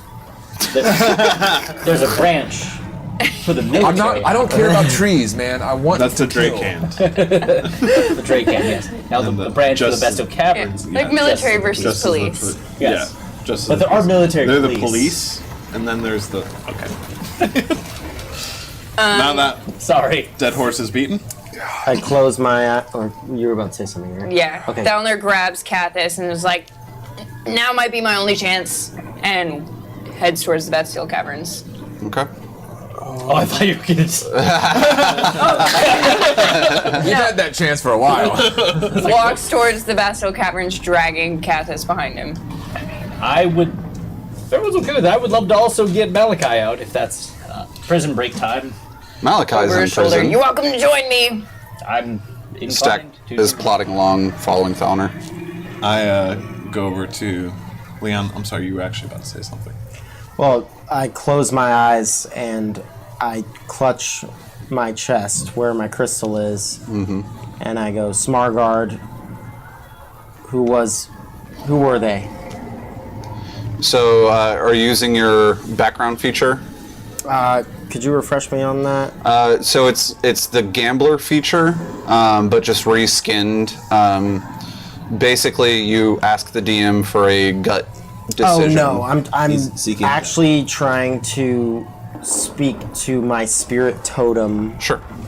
through prayer or through my religion. I'm asking who was the dragon I just witnessed die. Okay. Give me a religion check. Okay. 16. Rather than hearing words, eyes closed, Leon, you see images in your mind of many different civilizations. You see different palings even. You see Drakehaven being the largest, smaller ones, a couple of offset ones, just eyes observing all of this known continent, different types of land masses, different types of layers of dragons. It seems that Smargard is giving you insight of what he knows of the land. And when you say, do I know of this dragon, the image that is displayed before your eyes is just simply an skyward vision of the Grand Spire Citadel.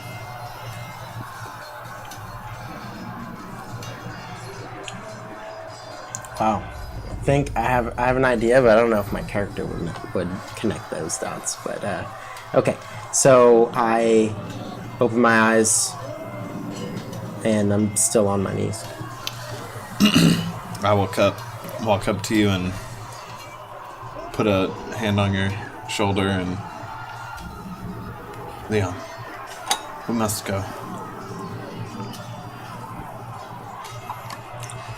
We couldn't help. I couldn't help another one. I know. We've lost already too many. Let's not lose more. We must make haste. We must visit the body soon. Yes. While the two of you are having this conversation, JJ, being a man of action, you've already started walking over in the direction that Thalner was heading. And you kind of hear weakly from next to you, you're not far from your clinic. You actually have to pass by it to get to the Bastille Caverns. And you hear, hey man,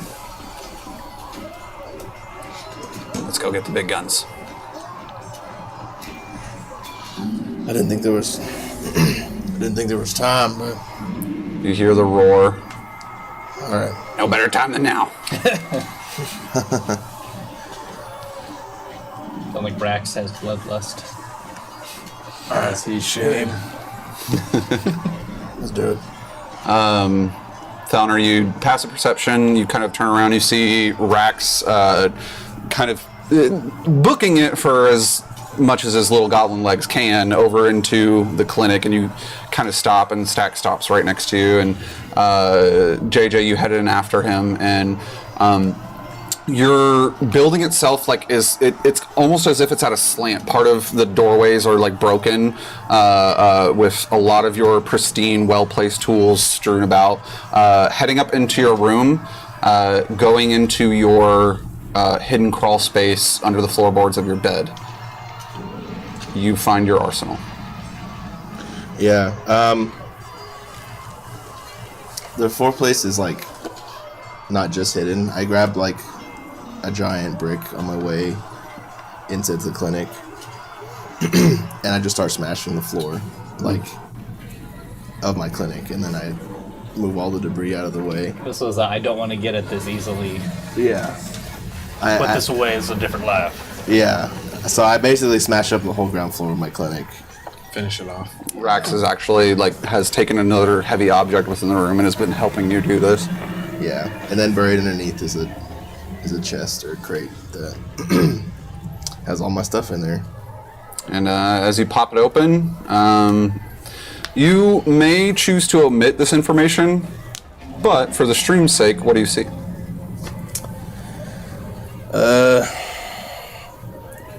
There's the rifle that's been through a lot, and lots of good memories, and many more bad memories attached with it. You see the name of your old friend scrawled on the stock.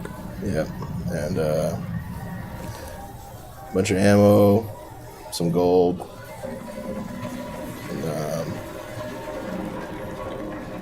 and military issue saber, all that good stuff, and the rest of my armor from back in the day. Are you donning the armor? It'll take you a little bit. I don't think I can actually wear it. But for flavor, sure.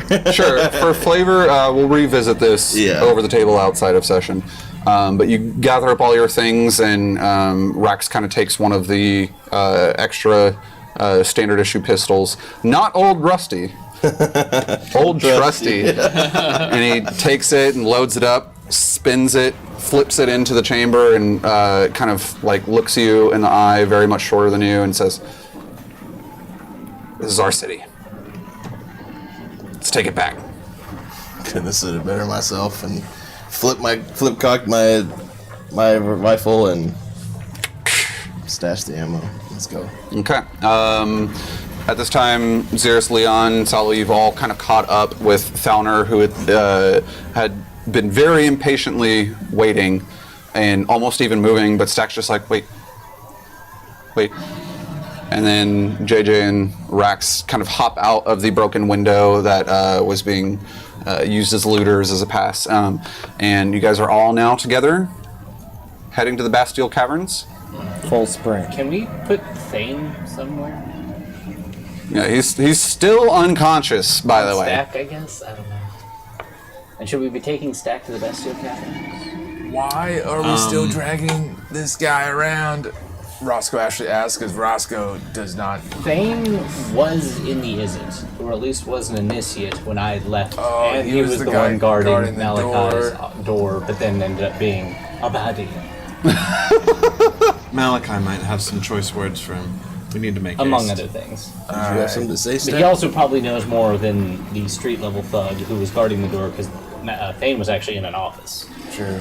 He doesn't bother me. Or Thane We could put doesn't. him on Stack too. I mean, Well, Stack's little and small. already moving slow. Stack's not big. This guy's twice the size of Stack. yeah, but I figured he's rocking strong. I don't know, he broke spines. I can He's carry him. crystalline strong. He's crystalline strong. I mean, yeah, if it's not encumbering you. To carry two people, I was I'm get- sure that would.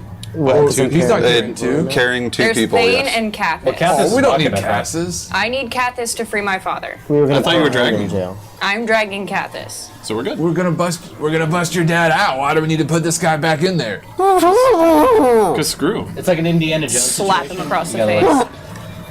like, Yeah. And then we have to run out while the boulder chases us. now, if the weight's different, JJ, you have to remove an armor too. I was only saying that we need to make it towards Thalner's designation.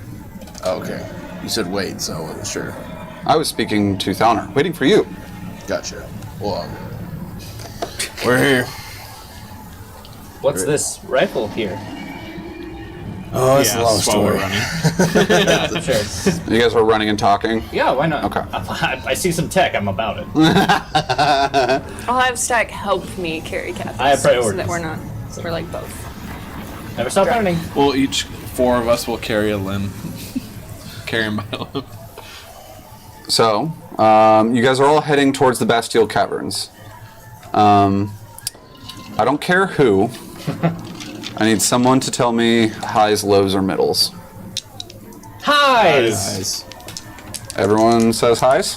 No, it's two. Can everyone have an individual or no? 3. Go. If you want to put it up to a vote, I don't No, care. they said it first. Go with it. Highs. Okay. 91. Yes! Maybe. Yeah. That's what we asked for, so whatever the good one is. All right. As you guys are hauling it through the city streets that are very messed up and desolate, you can actually tell that most of the civilians within the area are continuing to flee to the south.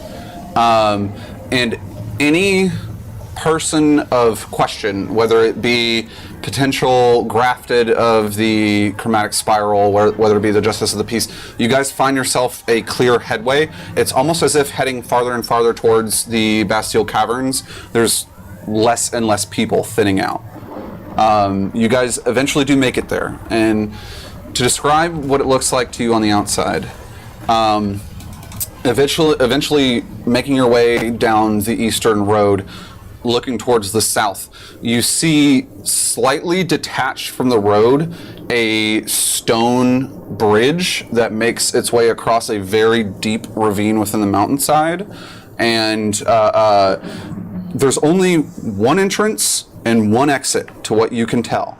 And it leads up to a grandiose marble and granite geometric shaped building face that digs itself into the mountainside itself, and then you can see smaller tunnel-like shapes spreading across to other different sections of the Bastille Caverns. This place in and of itself is massive. It is probably, I'd say, give or take about 1,000+ foot wide within its range. And the peak of it from where you stand at the base of this bridge is about 200 foot tall, with jagged spikes coming up, different stone stairs cutting into sides of the mountain leading to different doorways. Looking at the Bastille Caverns, you do not see a single soul. What are you doing from here? I say we can book it across the bridge. That's the only way in, right? Stack, do you have any memories of when you were in a tunnel? He can have advantage on this check. Thank you. You're burning your inspiration for it? No, I don't even think I have You guys any. got inspiration? You guys got Been a inspiration? while. Yeah. So wait, why does he have advantage on this check? No, I was just saying. No, he in that case he does not. With a -1, he got a 10. He says, "This seems familiar. Thank you, Stack. Let's go." And he just kind of stone on stone starts to cross the bridge. Checks out. Yeah, I try and get across that bridge as fast as possible. Let's just take the. Yeah, oh man. Everybody books across the bridge. The bridge itself spans about 80 feet before it reaches the entrance to this very wide double stone doorway. That one door is slightly ajar. You guys hear several more roars off in the distance. And you turn back and look. The black dragon, from where it was, after having killed this gold dragon and displayed a might of power that had continued from sound alone to ravage that side of the city, you hear an ear-piercing, shrill scream. And you look back, and off in the distance, several hundred feet away from the Grand Spire, just below it, a silver dragon Yeah, there it is. There it is. is on this black dragon's back, claws dug into almost its spine, and the head of it is seeming to try to rip out one of its wings, and the two of them are plummeting. And as it crests beyond your visual periphery, because the Grand Spire Citadel is elevated from where you guys are, you just hear another earth rumbling crash, and more roaring continue.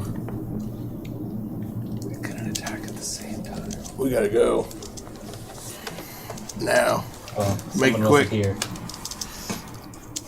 Okay, you guys Yeah, all I'm head ducking- inside. I'm ducking inside. Okay. Yeah. Everybody heads inside of the Bastille Caverns. Strewn about in various intervals are glowing orbs, just kind of giving a cold light to this cavernous place. There is a hallway to your left that from the outside you had seen extended out to one side of the Bastille Caverns, another one to the left, and then two smaller doorways behind a kind of horseshoe-esque desktop. It is very quiet. I'd love to investigate that desktop. Okay. You head over, kind of moving to the desktop. Give me an investigation check.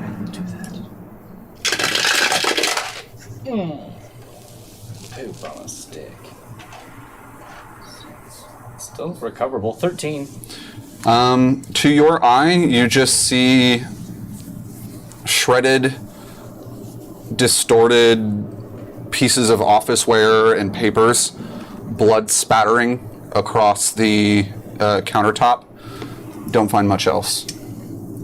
Man, if I know dungeons, they're gonna put these guys in the deepest, darkest spot in here. I was trying to find where that was. I know, and now I'm doing the next best thing. Just guessing. Giving you an idea. So, You guys, go ahead.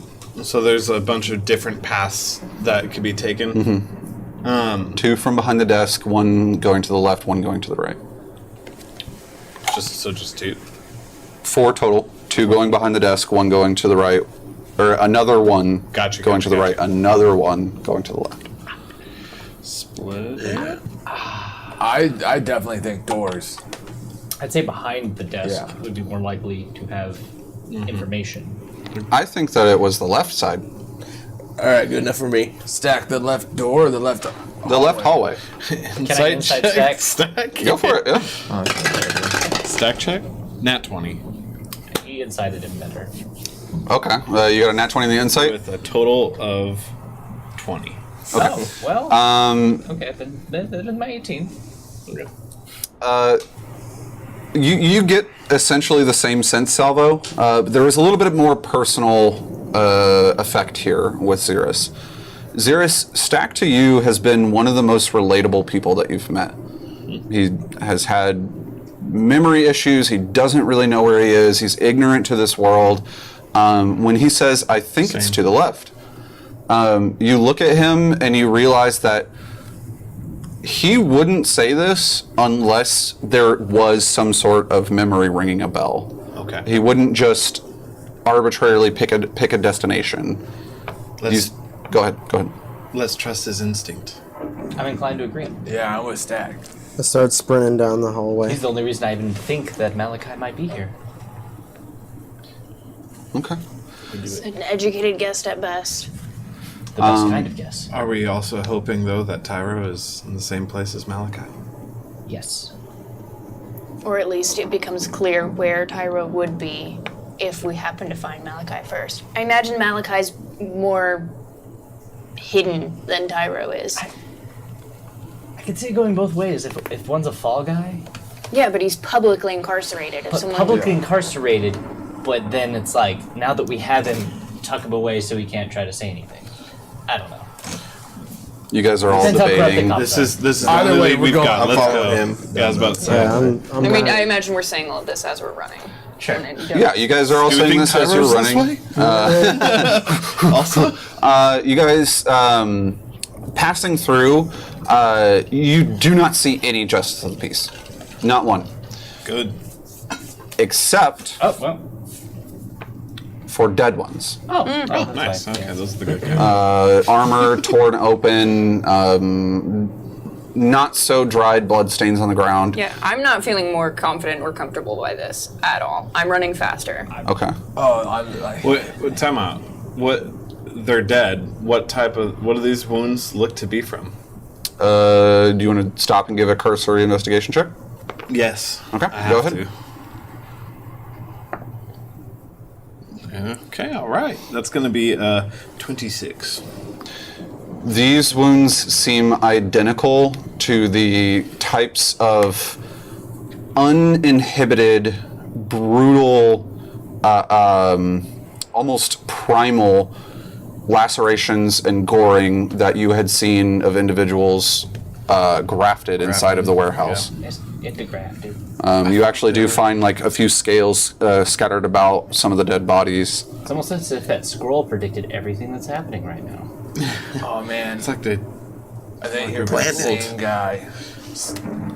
So I catch up with them and I tell them that it looks like the grafter would be here, but I thought the justice of the peace were in on this. This muddies our previous. Oh, just because the higher ups are doesn't mean that the little guys are in on it. Fair enough. I say we follow the trail of dead bodies. These guys are here for the same reason. Or maybe we've had it backwards. Why does Malachi have a green dragon orb? Not a dragon. Not a dragon. Dragon-ish. That wasn't saying it was an actual dragon, but it is an adjective. Salvo, do you care to share what's in the orb now? I cannot. Do you what- actually trust Malachi? Do we trust Malachi? I trust Malachi. You trusted Uh, Thane. thank you, sir. I did not trust Thane. I knew Thane. Thane was an initiate when Malachi's been my mentor. At this time, I turn around and I slap Thane in the face, trying to wake him up. You actually do hear a. He doesn't open his eyes. But He does stir a we're little bit. currently running right now. Yeah. Yeah, you guys are all still moving. I trust Malachi with my life. He literally sent me to my station and trained me like most of my life in college. This person that's keeping you from telling us what is going on with this orb. Can you ask them? I cannot. I have not seen them in a while. Is it Malachi? It's not Malachi. It's who Malachi sent me to work with. I'm under a lot of NDAs. I'm not breaking them now. What is an NDA? Non-disclosure agreement. All right. That's where you don't talk about it. Exactly. Exactly. You know how you Okay. don't talk to randos? Even though these are my friends, I've been told by someone who I've known longer Don't than these confuse the A wrong. rando. That's not confusing. A rando is That's simple someone that you directive. don't know. All right. Rando's So someone we're you still don't moving down this hallway. Okay. I'd be willing to stake my life that Malachi is not against us. We literally are staking all of our Which I lives am on it. doing right now, physically. You guys continue running down. Are you still entrusting Stack's direction in which you are going?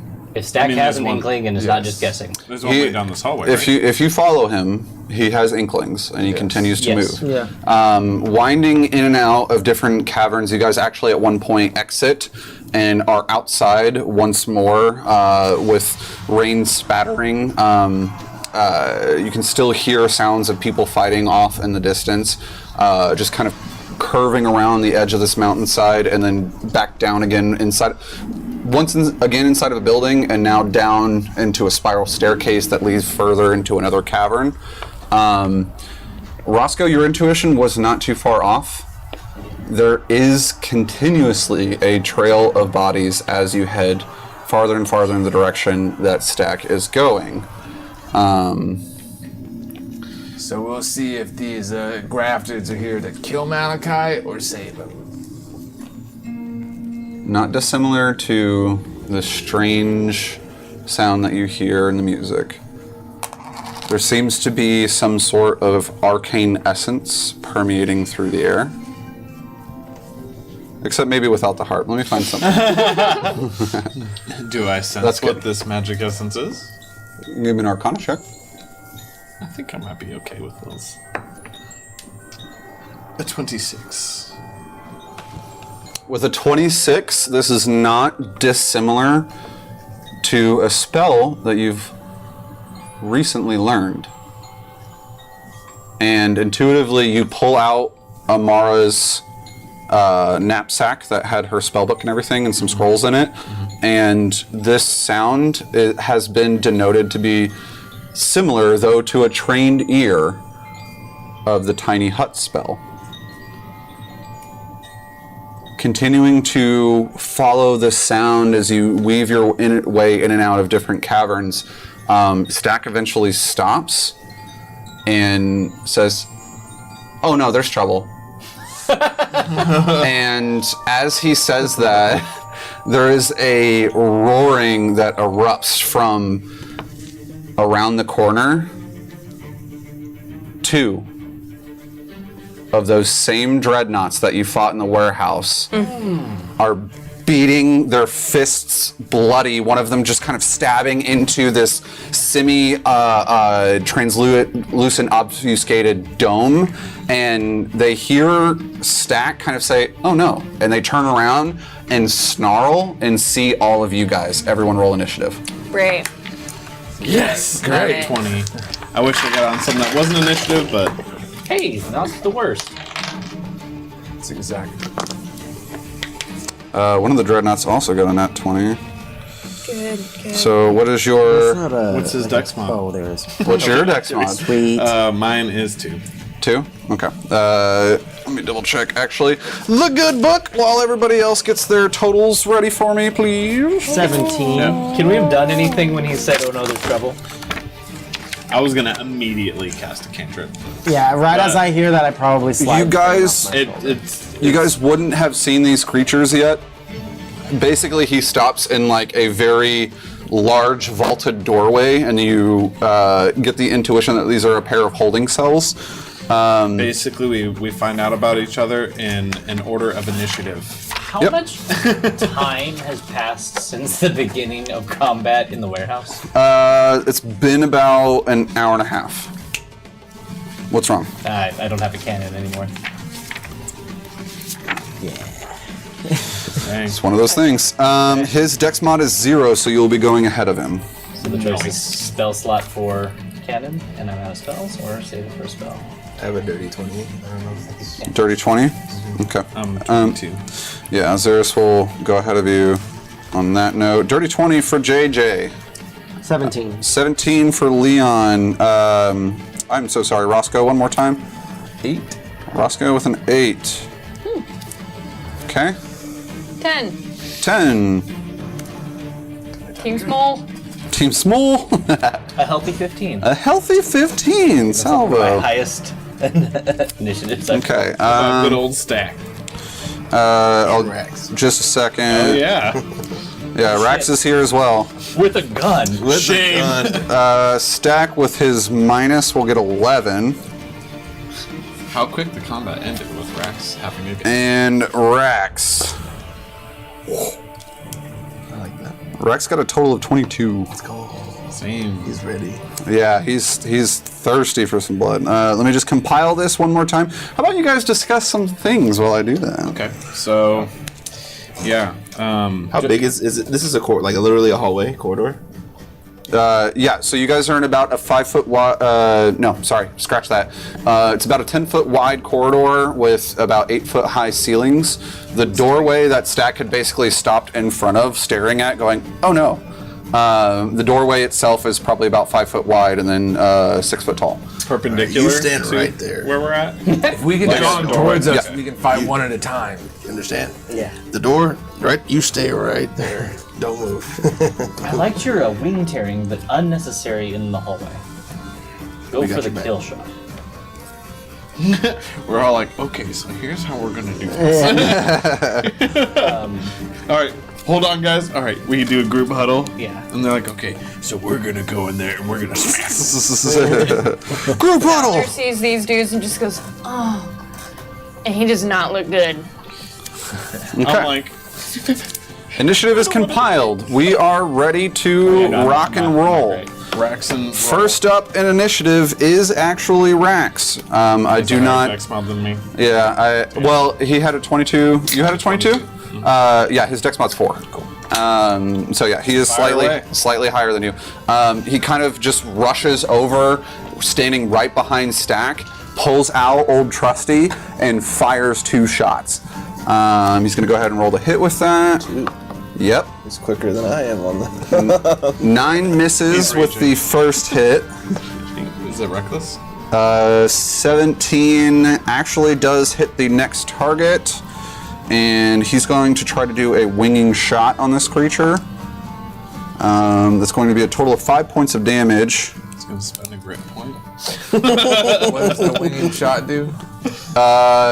You're about to find out. Actually, that does. Let me see his modifier. Kills one of them. Yep. He lines up, fires a shot. It misses, kind of just like hanging off of the side of Stack's head. It goes, ow. And no damage. It was flavor. Yeah. And takes his next shot, fires at the base of one of the wings on this creature that hasn't fully turned around yet, and just kind of pulverizes meat and bone behind it. What's going to happen from here is he's off kilter and essentially falls to the ground prone. One of the dreadnoughts does. Okay, from here, Xeris, you're up. And then that's going to be the other dreadnought after that. I'm going to cast Arcane Bolt. Okay. Are you hitting the same one that Rex hit? The one that's prone? Yes. Yeah. What? I'm sorry. What were they punching on? Tiny hut. A tiny. You would recognize this as a tiny hut, and actually looking inside of it, you can't see anything. And the other one is still punching, or like turned around? They both have turned around aggressively towards you guys. All right. I'm going to attack the other one. The one that's not prone. Cool.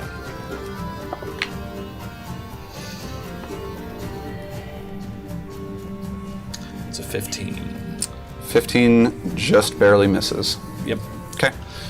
Firing off this arcane bolt, it just hits into one of its armor, melds a little bit, and washes over its side. Bonus action movement speed. I'm going to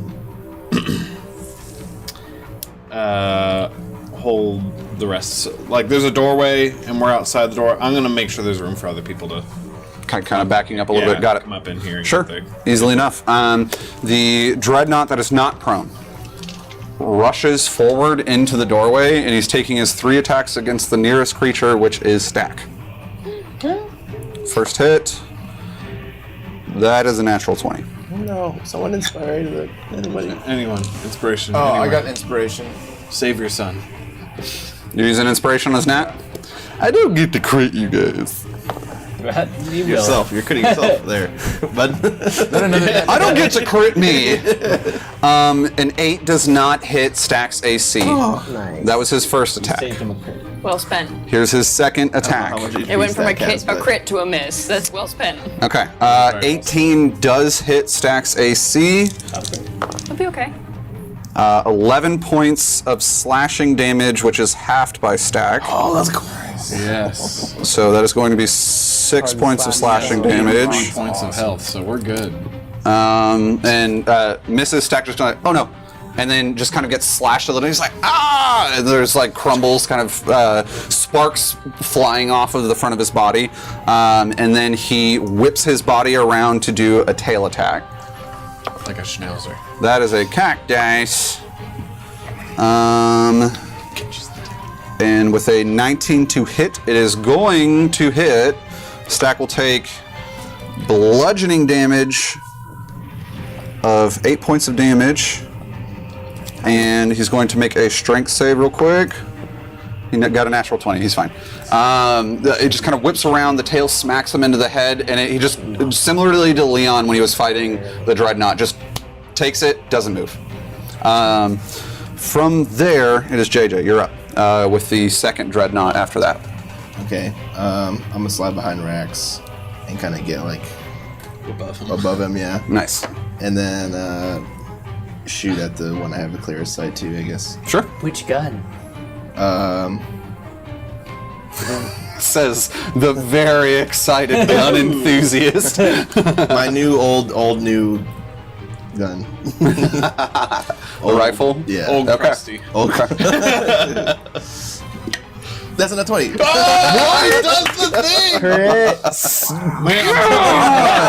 sorry. Those weighted dice were the best. It's only 20s! Every side has a 20. All 20s. Oops, all 20s. Okay, hold on. I need to. You got a lot of damage coming out on this. That's gonna be a Reduce deal. that to 19. What kind of dice do you need? No, it's okay. Oh, yeah. And Yeah, 2d10. That's alright. It does have other numbers. Allegedly. Oh, large You away. just like perfectly held it right above for Yeah, I him. know, I saw that. Sorry, I should have. So that's 17. What was it, No, wait. I get 3. Yes, you have your extra critical from being the gunslinger. Okay, and then. Okay, so. I rolled 3 total. Yep. Holy crap. That's 25 damage. Holy crap. And I get a grit back. Okay. Oh, grit. Yeah, because he crit. Oh, to grit. grit. Grit the grit. Oh, man. That real grit. brought him down very much. You fire off this shot, and you basically tear through his shoulder side. A huge smattering of blood hitting this weird sphere, almost paling-looking object, and just kind of like leaking down. He roars as he falls back and just bloodthirstily cries out loud, screaming into this doorway. Bonus action movement speed. No, I'm just instantly getting ready to shoot again. Okay. Right where I am. The other one gets up from prone, slightly pushes the one out of the way that just had gotten shot. He's going to take his swipes at first Stack, who's slightly in the way. Actually, he's going to tail attack Stack first. With Strategic. 22 to hit is going to hit. Stack takes 6 points of bludgeoning damage. You see parts of Stack just kind of crumbling off of his side and rolling onto the ground. He's going to make a strength saving throw, and Stack Get out of the way. just barely fails that. That hit sends him flying 10 feet in the other direction. Good. Out of the way. No, that's totally fine. How's he looking? Stack? Rocky. Your passive perception is pretty high of 16, a little over half. And he's out of the way. And he's out of the way. So he's going to make his first scimitar attack against in this moment, the person who made him angry, which is Rax. Or not tail attack, scimitar attack with a 16 to hit that will hit Rax. Rax takes, 18 points of damage. Gosh. It's too many. I gotta stay away from those things. Rax is looking less than half now. He just takes this huge slash across his face, a peeling welt of blood, just kind of, it's very obvious to you in the medical field, like huge scar across his face. He takes his second attack now against the opponent that seems to be the most danger, which is you, JJ. Okay. 21 to hit. Okay. Okay. And then you are going to take 14 points of slashing damage. Cool. Cool. Everything's fine. This creature, basically, there are two kind of blocking this doorway. It would be extremely difficult for anyone to get past them. Leon, you're up with Salvo up next. So they're right in the start of the hallway blocking the door, right? Mm-hmm. Okay. I'm just going to full charge, lean in with my shoulder, try to hit the one to push one of them back, and then attempt to... Ultimately, what I would like to do in one motion would be shoulder the one on the left, and then shift my weight and put one leg against the wall and pin the one on the right against the wall. For all of this, I will say I allow it, but you need to give me an athletics check. Okay. Do you still have charges of rage left? I am raging as I try to do this. Do you still have... This is my last rage. Okay. Just wanted to make sure. Yeah, So, with this athletics check, while you're raging, this is at advantage for you. Okay. I'm going to roll separately for each one. So, the one that had just slashed... The initial shoulder push. The initial shoulder check is going to hit the one that had just slashed out, like tail swept, slashed out at your allies. Hit everybody. You got a natural 20. Can I use my inspiration to re-roll that? Sure. He got a natural 20. Oh my god. Look at the I dice. gotcha. I Look at the believe dice. you. I believe I believe you. He got another natural 20. Can I see that? Yeah, go ahead. So I roll as well? Can I borrow that one? You didn't take Azula from me. Do I roll as well, or is it just If you get a natural 20 on this, you're at advantage. okay? Didn't get a natural. And that's terrible. Okay. What's your total? 9, because the other one was better. So the other one that had basically been shot in the wing goes to roll his athletics check. Not another one. Got a 23, not a natural 20, but one number off. You got a Okay. 23. You essentially muscle your way in, trying to push the both of them, and their claws on all of their feet dig into the stone on this ground, and you're not grappled, but they essentially both take you and fling you back through the doorway. You won't take damage from that. Like 2 offensive linemen you just tried to push through. Yeah. Like, nope. These guys are like, by the way, these creatures are like 8 foot tall. Make you look small. Their shoulders are like 6 foot wide. These guys are nasty. Okay. Your bonus action was rage. Your movement speed, I imagine you're going to stay where you're at. If anything, yeah, just get closer. Get closer to them. Okay. Okay. If So I have any left. essentially, closest to them will be in the doorway. Okay. And if you're in the doorway, you will be providing them half cover from your allies. If you back up, you'll take an opportunity attack.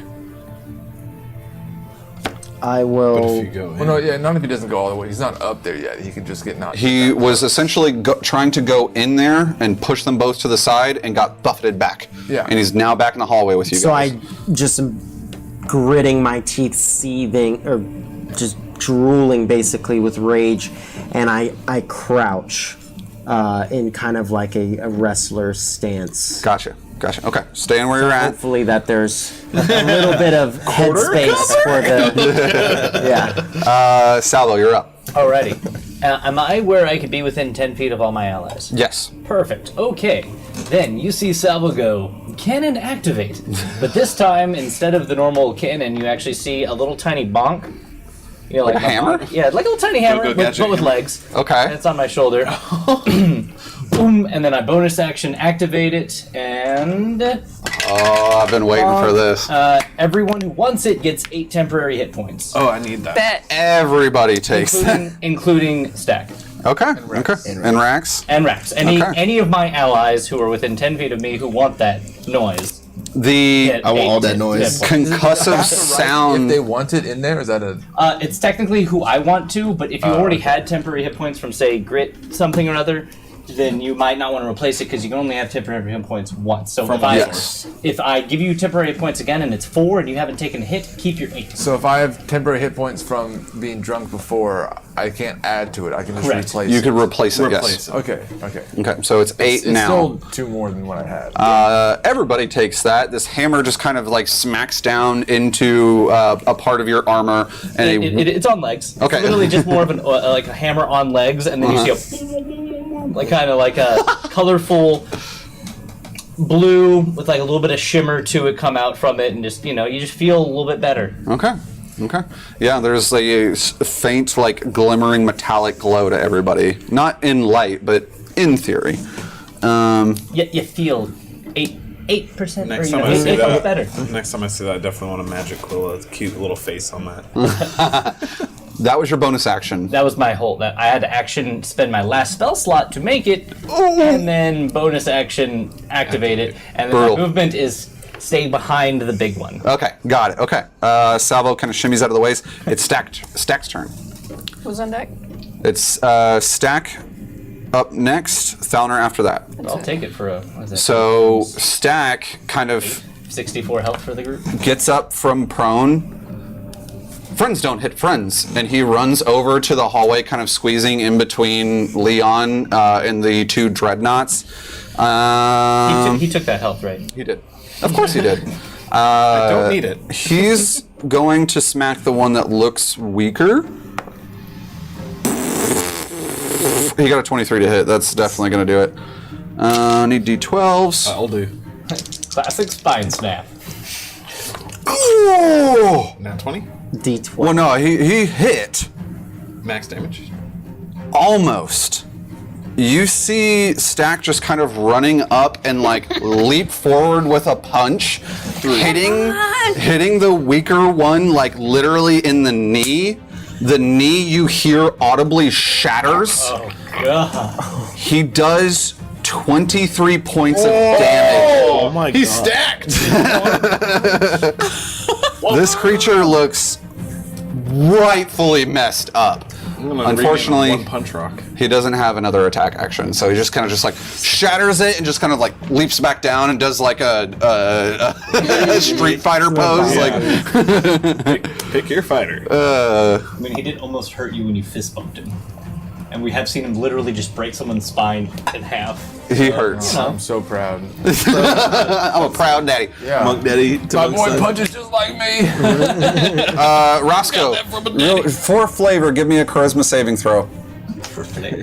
See if tears come out of proudness. 12. Okay. Roscoe, you can have inspiration. I'm a boy! Okay, so, From Stack, he inspired you. Thalner, I want to punch like you're up with Roscoe up after that. So one's looking really rough and the other looks kind of fine. Yeah. Okay. And what's like we can pass each other in this hallway? Yes. You can pass your allies, not them. That's fine. Don't want to. Let me make sure I read this right. Yeah, it's like all of this is happening within like Bullet time. 15 feet Yes, yeah. space. Not Yes. Okay. Bonus action. I reach out to Roscoe and grab his shoulder. Let's end this quickly. I step forward, drop to my knees in front of these things, and say, "Have mercy on us." So, Stop all this violence. thematically, you're using your kobold racial, which is the grovel. Grovel, cower, and beg. And go ahead and let your allies know what that does. I love it. Please don't. You guys all have advantage on attacks against these guys Nice. for the next I think it's until the end of my next turn. Gotcha. So finish this quickly. Okay. So, And Roscoe, you have bardic inspiration. Hero, have one of mine, so you remember. there you go. Sorry, it's so bouncy. And as you see Thalner just kind of like touch you on the shoulder, rush forward, slide, and then just be like, "Don't hurt us!" Yeah, like making eye contact with you, Roscoe. You saw just this furious, almost irritated rage in his eyes, and then he turns around and it just like flips, and he just have mercy on us, and you know like that's bullshit. Playing it up. Playing it up.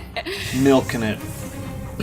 Roscoe, you're on deck. You wouldn't hit someone with. Rax is after you.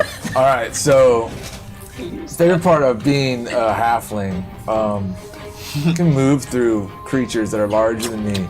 So I want to run straight toward these guys and slide between all their legs and end up behind them. Okay. Yep, it happens. Okay. Do I get? I guess I already have advantage, so there's. You already have advantage, but also with that flavor you would, but you're now behind them. Yes. Yeah. So I'm gonna go for the one that's real hard. I'm gonna crack him in that same knee on the backside. Oh, like it's already, you already see that it's shattered backwards. It's hyperextended. Let me fix that for you. All right, roll the hit. You're at advantage. Nice. That was a 19 on the die. That was an 18 on the die. Nice, spicy. That's a 25 to hit. Definitely hits. That was my 4. Where's your four? Here for. Yeah, let's keep this moving. All right. It's a 6. 6 damage. Please describe the fate of this dreadnought. All right, following up on my Rock Boy's previous hit, and that leg just like a bowling pin just goes flying off. Oh my god. Punches it clean off. And I know your turn may not be over. Everyone except for Rax, Xeris, and Salvo Give me a dexterity saving throw as fire begins to spill out of that leg that basically was amputated from your hit. Oh no. Don't forget that you are raging, so dexterity saving throws are at advantage, Taylor. That helped. 22. Okay, 22 passes. You'll take half, and then you're also raging, so you'll take a quarter. 12. 12 fails. 16. 16 Guys are full of fire. passes. What'd you get on your dex save? Oh, me. Yep. Even though I'm the other way. Yep. 9. In a 10-foot radius sphere, a fiery explosion occurs as this creature is essentially disintegrated and exploded from the inside. Does the other one make a dex save too? The other one. The other creature? Yeah. Yes, he does. Yeah. Yes, he does. You know what? You know what? Gum burn. And he fails. Yes. Good. Good catch. Good. That is Good going to throw. be, for those who failed, so Roscoe and JJ, 12 points of fire damage. I'm down. With that Fauner, you have 6 points of fire damage. Leon, you have 3 points of fire damage. Wait, what? I have 1 HP actually. The temporary hit point. Oh, man. Saved his life. Oh, my God. return the favor. Okay. I saved my message. Roscoe, you're still upright? Yes. Okay. Oh, yes. All right. So it is still your turn if you would like to use your bonus action. Yeah, I'm gonna roundhouse kick the other one on the side of the knee. Just fire blazing across you. You spin through it and try to kick him. Go ahead and roll a hit. You're still at advantage, by the way, And also you have Bardic Inspiration, so. if you need it. For show. Dirty 20 to hit. Dirty 20 hits. Don't need it. As it hits, acid just spews out of my foot as it strikes him. Okay. Here, stay more on brand.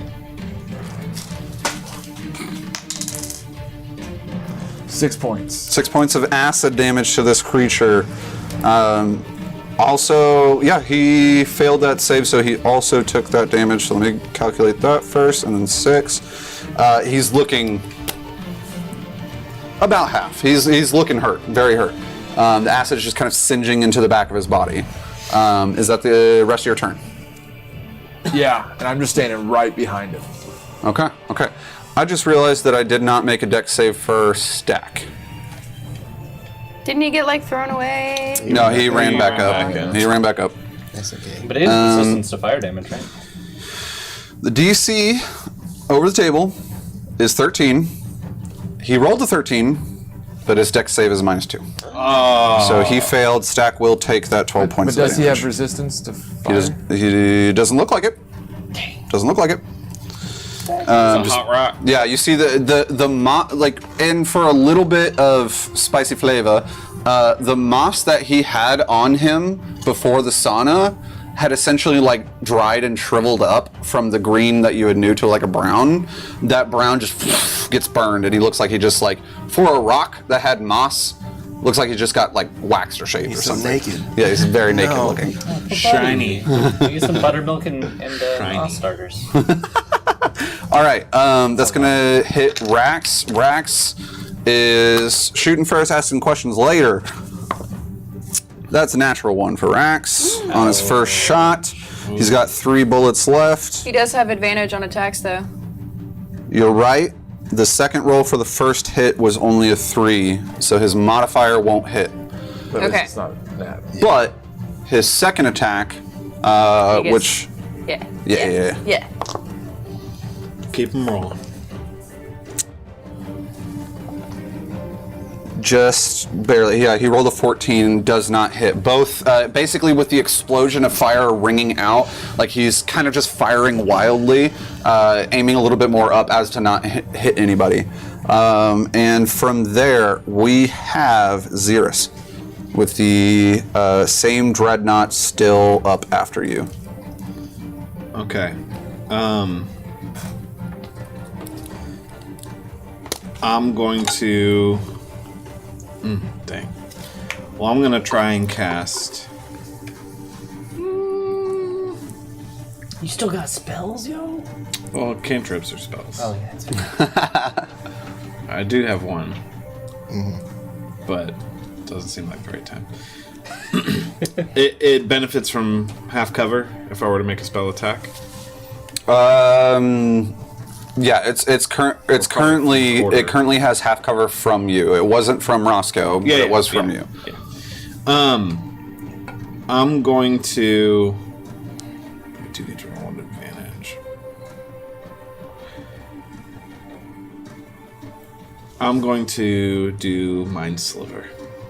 And so that's going to be a spell save. What's the spell save? Intelligence.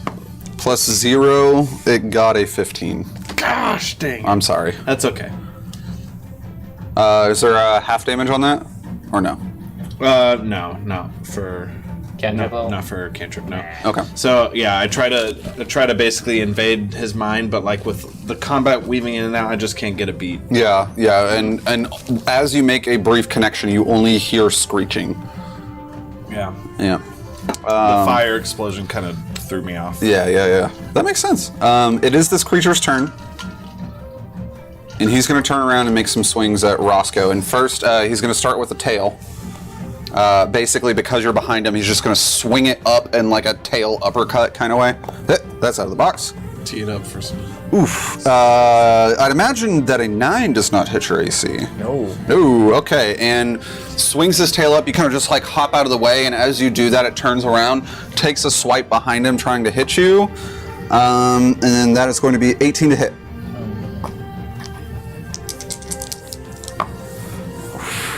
He did what, like 25 damage with one of those? 15 points of slashing damage.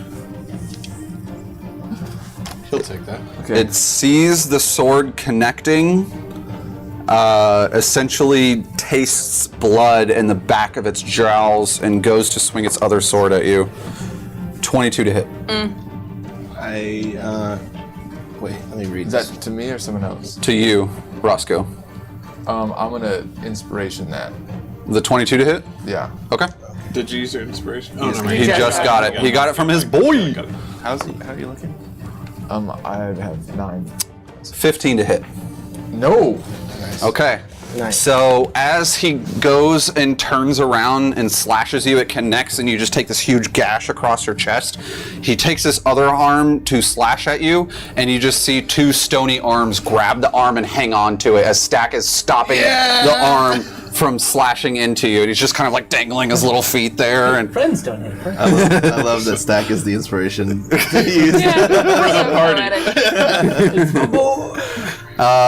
that makes it JJ's turn. We clearly should have had Stack in the warehouse. Is the one You don't know standing- what would have happened. Yeah, no, fair. Is the one standing the one that attacked me last turn? Yes.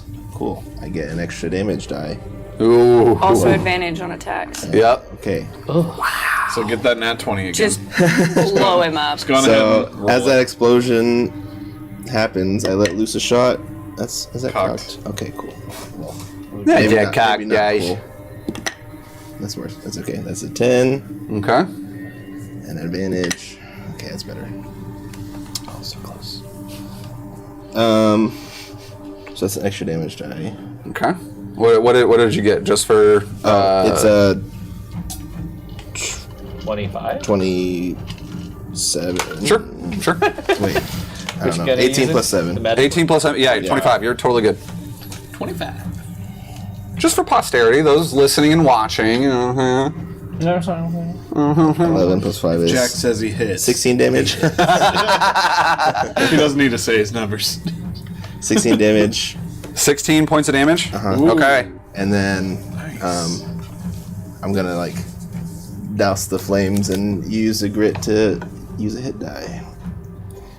Or to spend a hit die. Spend a hit die. Wait, what was it on? Do you still have grit left over from the warehouse?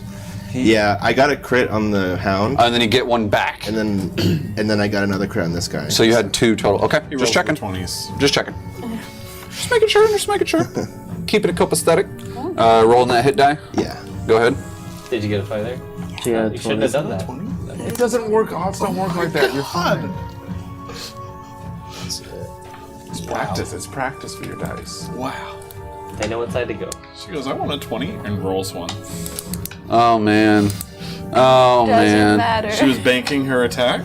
Founder, do you, Hold that action. the That Founder, actual physical action. do you have inspiration? No. Because that's You inspiring. may have inspiration. For rolling a 20. Well, here's the thing, and here's the fun thing. Like, this isn't me just... This creature's looking not that great.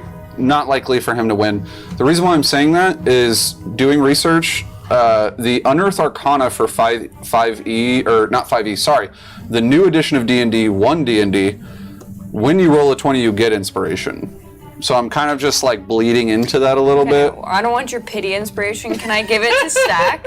You can give Stack the inspiration. Stack inspiration. This isn't pity.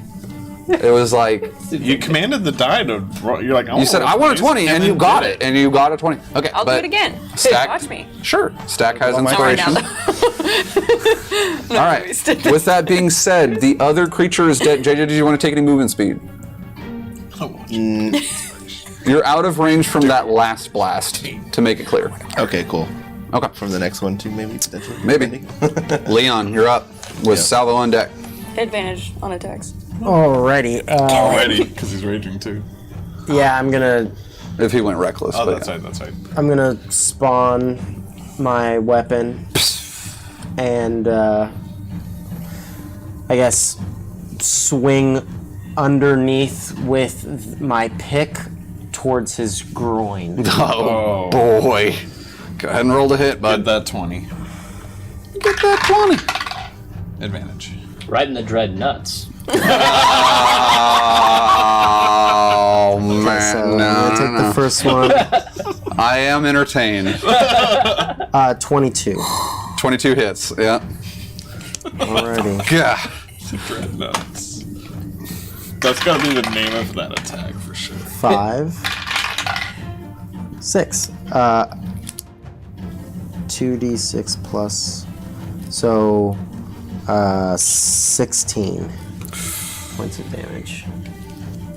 He, as you literally feel the spiked end of this pick going up into his body, and it's hanging there. He's not quite dead yet. I don't pull it out. Okay, all right. I don't it. pull it out. Don't go there, anyone. Flop it. Don't go there, anyone. Salvo, you're up. All right. Am I still within 10 feet of everyone somehow? Essentially, you are in 10 feet of your allies, not the creature.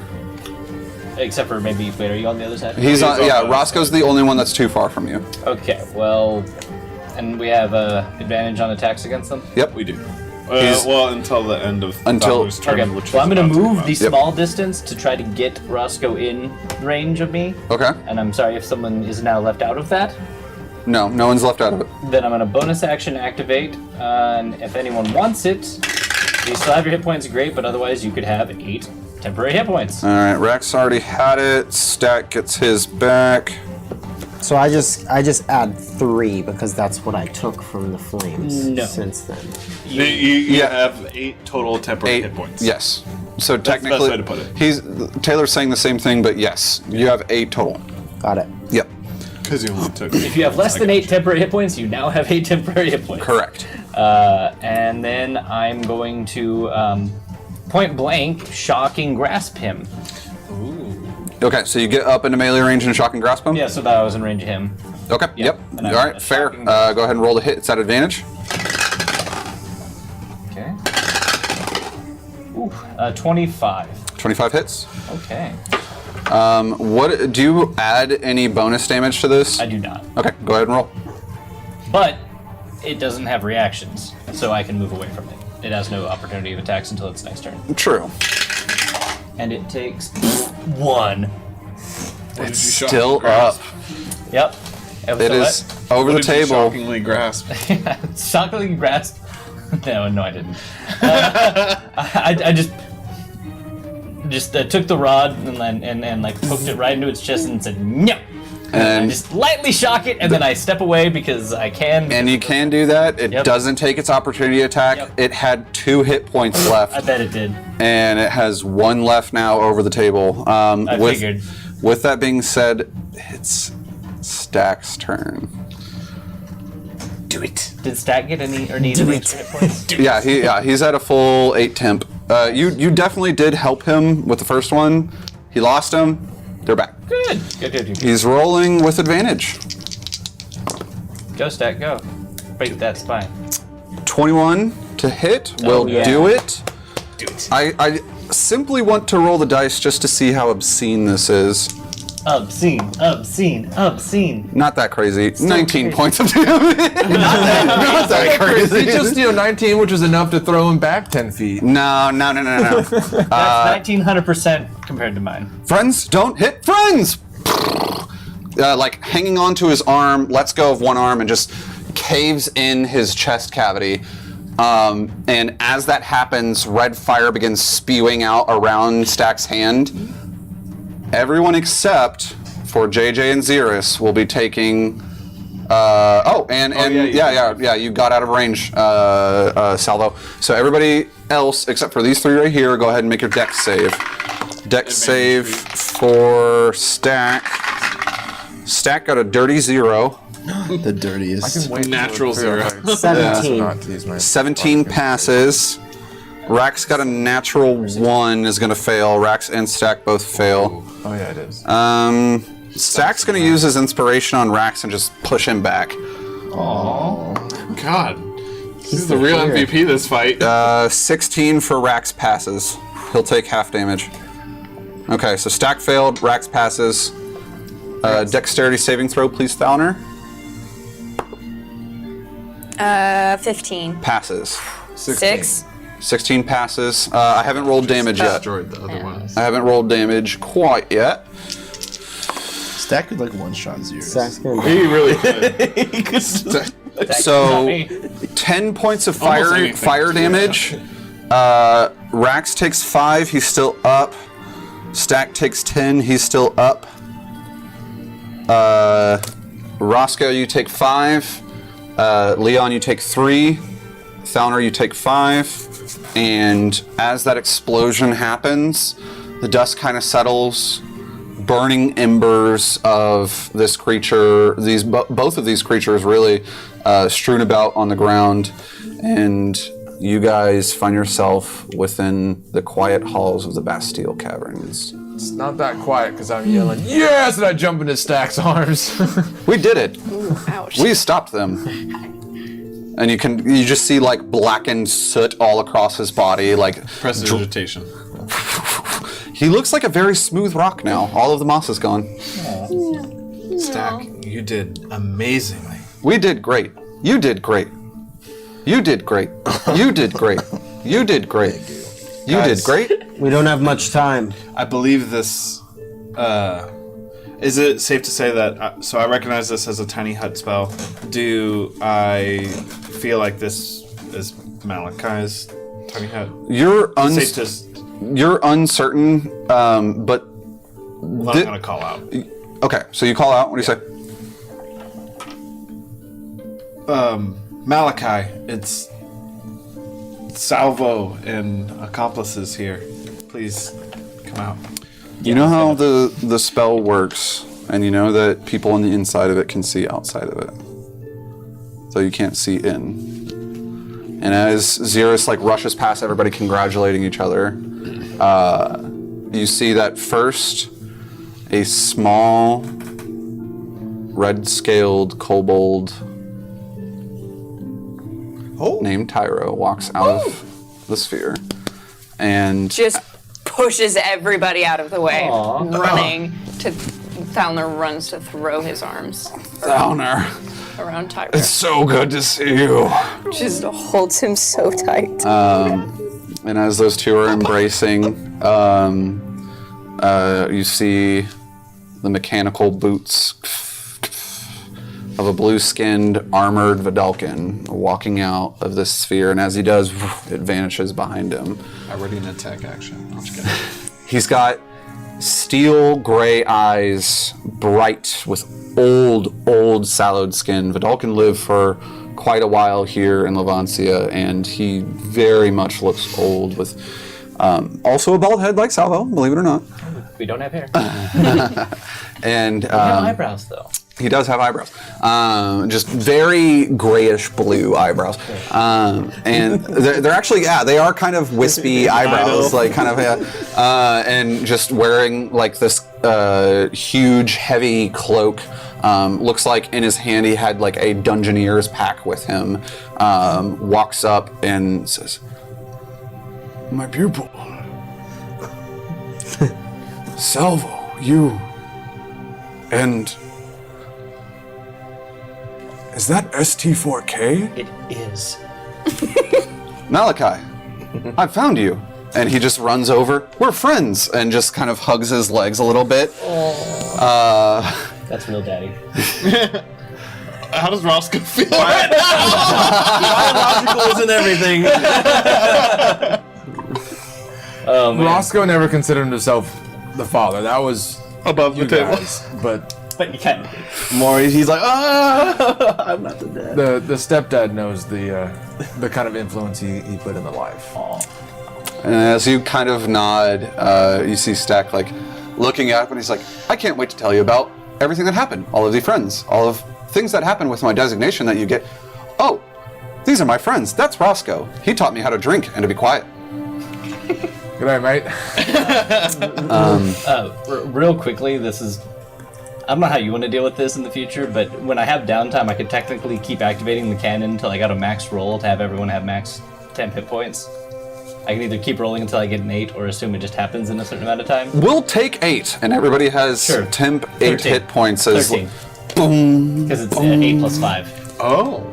I've been rolling really lowly, actually, to get those 8s. So that's everyone has 13 great. temp hit points, including Malachi, because Okay. I don't know what shit we're getting into, and I'm going to use this cannon while I can. Sure. I've Fauner.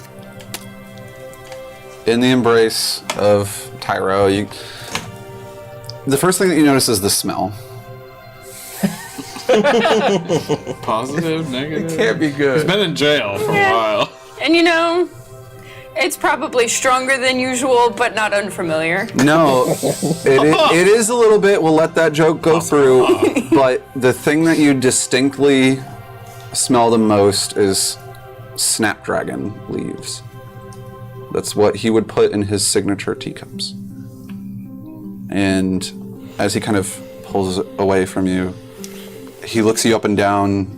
You look a mess. Towner, it's so glad to see you. I'm so glad to see you. What is happening here? That doesn't matter. And he pulls you in for a tighter hug. I wasn't sure I was gonna see you again. I really didn't know one way or another, and it's a long story of how we got here, but more importantly, the city's under attack. It's in shambles, and we have to get out of here. You have to get safe. He kind of just nods. You feel like a quivering of his chest a little bit, and you just feel him nodding and still holding you very tightly. Malachi approaches you, Yeah. Salvo, I should hope so. and you guys kind of give each other like the hand embrace that is like similar to Is It culture. Just I do address him by his title, Grand Mason. I don't say Malachi. we got you. I'm also very much in their bubble. And Like, as very close. as he kind of, Salvo, there's much to discuss, especially with ST4K, as I'm certain you're excuse me. what's in his chest? Grand Mason, we've... If you have to ask, I believe you know, at least within a semblance of it. Just that it's evocation. It is in fact still there. We located it within ST4K when we approached your office. Long story there. We have Thane here. Longer story there. He looks over and he's like, that idiot. He said he was put to guard your office. That's a lie. Okay, well, he did. And we weren't going to go over him. Because I've been obviously out of the office for a while. To be honest, I was not expecting you to be back. I wasn't either. Why are you back? Wait, before you answer that, we will discuss that privately. That's fine. Pressing matters. We have Stack. We have SD4K. We have his contents intact. Indeed. And we determined that you were here based on once he completed his exorcism. Hold just a moment, Salvamar. SD4K. Yes. Please present your designation. Okay. Steps back. Didn't say the password. Holds it out. Supersedes me. And Stack's just glowing-eyed, looking up at him. Please contain your designation again. Okay. You did a great job, SD4K. Thank you. It is not uncommon for moments of intense turmoil within the proceedings of history. For many a folk of different cloths and different cuts, he looks at Roscoe like,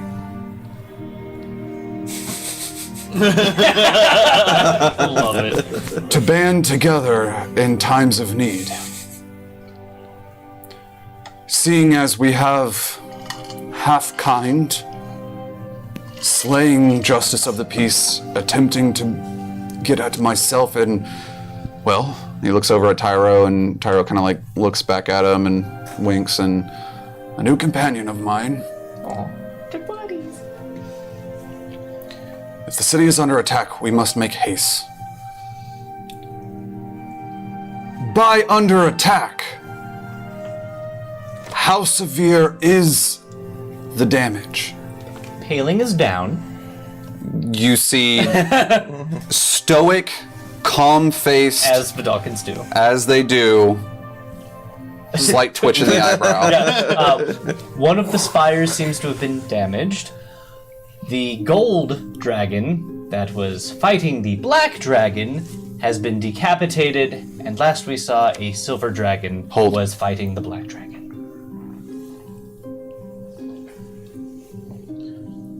We must leave the city. Yep.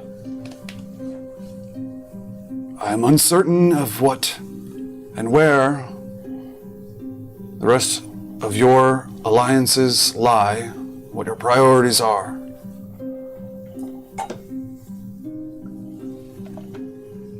But if Sorellerai has fallen, so has Drakehand, or Drakehaven, rather. He kind of folds his hands into his robe. Hey, Senor Malachi. Man, there's gotta be like some secret backup plan to take out a dragon. I mean, you are one of the heads guys here. You're just gonna give up? I mean, they've been fighting. He might be halfway there. Isn't there some like backup weapon that we can use? His title is Grand Mason. That's what yeah. Senor Malachi. Senior. Thank you, Salvo Ma. It's not my mason. It's nothing. My halfling friend, we do indeed have measures that we have been developing at the College of Visit. If your intention is to win back the city, I suppose we may try, but we must first head to the college. Chick. So I say, Grand Mason. I'll do an obnoxious bow and or over embellished bow and say, please tell me what this is inside of Stack. SD4K. I look at Grand Mason and I say, you can trust these individuals. If you so decide to. Salvo, give me a persuasion check with advantage. Because Salvo definitely doesn't. There. Well, it's not that I don't trust you. Woman I of her can't. word. 16. DC was 15. Lord. The Lord, please. eyebrows furrow as he makes a sweeping glance across all of you.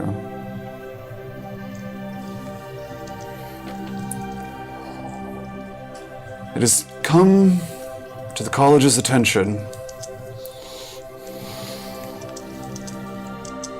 that in centuries past, a deity belonging to those of the chromatic scale, long since deceased, has scattered essences of her soul across Levancia. These essences, not dissimilar to those of a phylactery of undead liches. If you are not aware of those, I shall not go into the pretense of explaining it. Sounds awful. These harbor bits of this goddess's soul, and once brought back together, may she be resummoned onto the material plane to wreak havoc as she once did, hundreds and hundreds of years ago. This orb, my designation, is one of 5 belonging to Takesis, Tiamat, Oh god. the goddess that once helped shape the multiverse.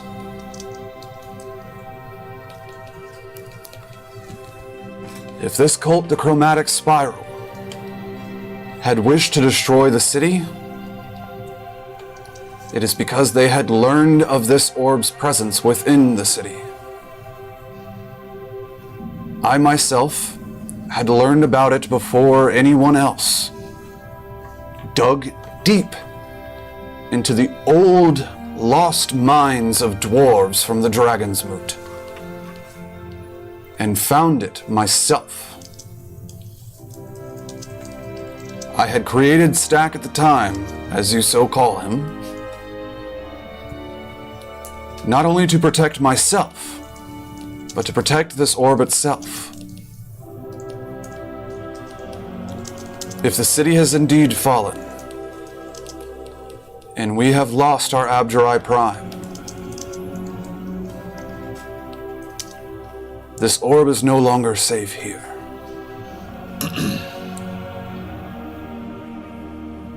So, I bid of you, all of you,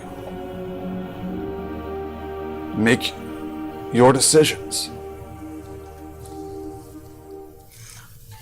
The destiny of this orb, the destiny of this city, the fate that rests upon the scales of the universe, rely on the destruction of these orbs of dragonkind. How do we destroy them? That is yet to be researched. You tried smashing it? I could smash it real good. These questions of destruction are ones of which I would like to speak with Salvo Maw privately. If your research is done well, I don't imagine you would be here. How do you know that the Abjurai Prime is dead?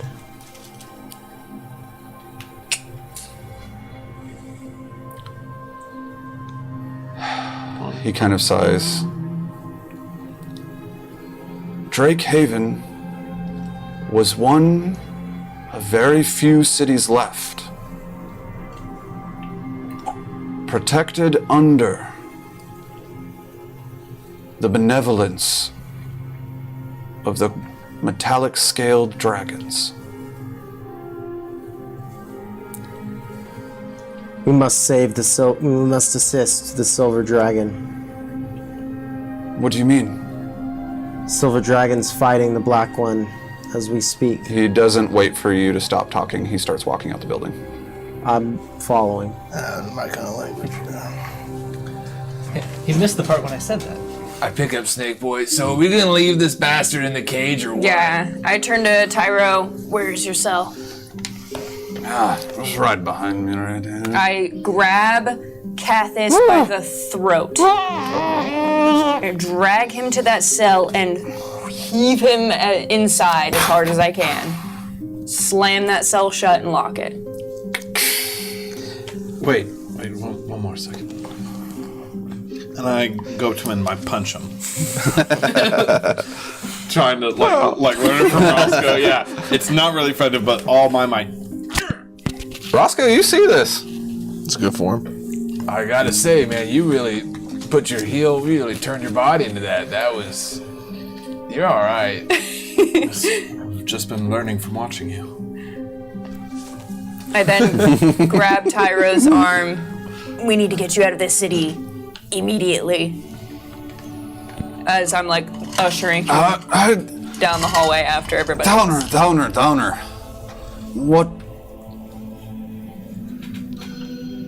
What of our shop? What of our home? What of the city? It's falling. It's in shambles. As you're continuing to pull him, he like forcibly pulls you and stops and like takes both your hands and looks at you. Shambles of a city. Shambles of a life are what you and I as Sunderkin are used to. This is our home. If we know not where to go next, I say we stay and fight. Kind of like this one. Tyro, you're not a fighter. No, Not anymore. but I know plenty that are. Kind of smiles, that slightly toothy half smile you see him do when he's got a scheme cooking up. Little thing poking out. Downer kind of looks off to the side like, huh.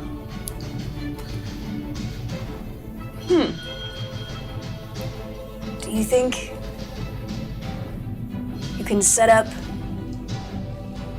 a base to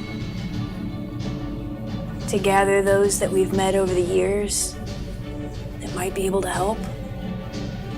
We knew just about every soul in the city. Especially the ones that are arrogant and strong enough to fight back. Let's do this. Malachi, if we had additional arms to send help, Kind of calling after him as he's like, Yeah, he's still walking. where should they go to join the fight? He kind of turns back, stops, looking at all of you guys, very serious, stern look. I wouldn't advise it. Didn't ask that. The college a visit. He Heard. turns back around, continues walking. I want to catch up with Malachi. You've been with him. Okay. I basically just start spilling my whole backstory. And I preface it with, I know you're a very important person and know a lot of information, and give him the story of Smargard and the Gemstone Dragon, and hearing about the metallic protection. And I basically specifically bring up the blue chromatic dragon, and I ask him, do you know of this blue chromatic dragon?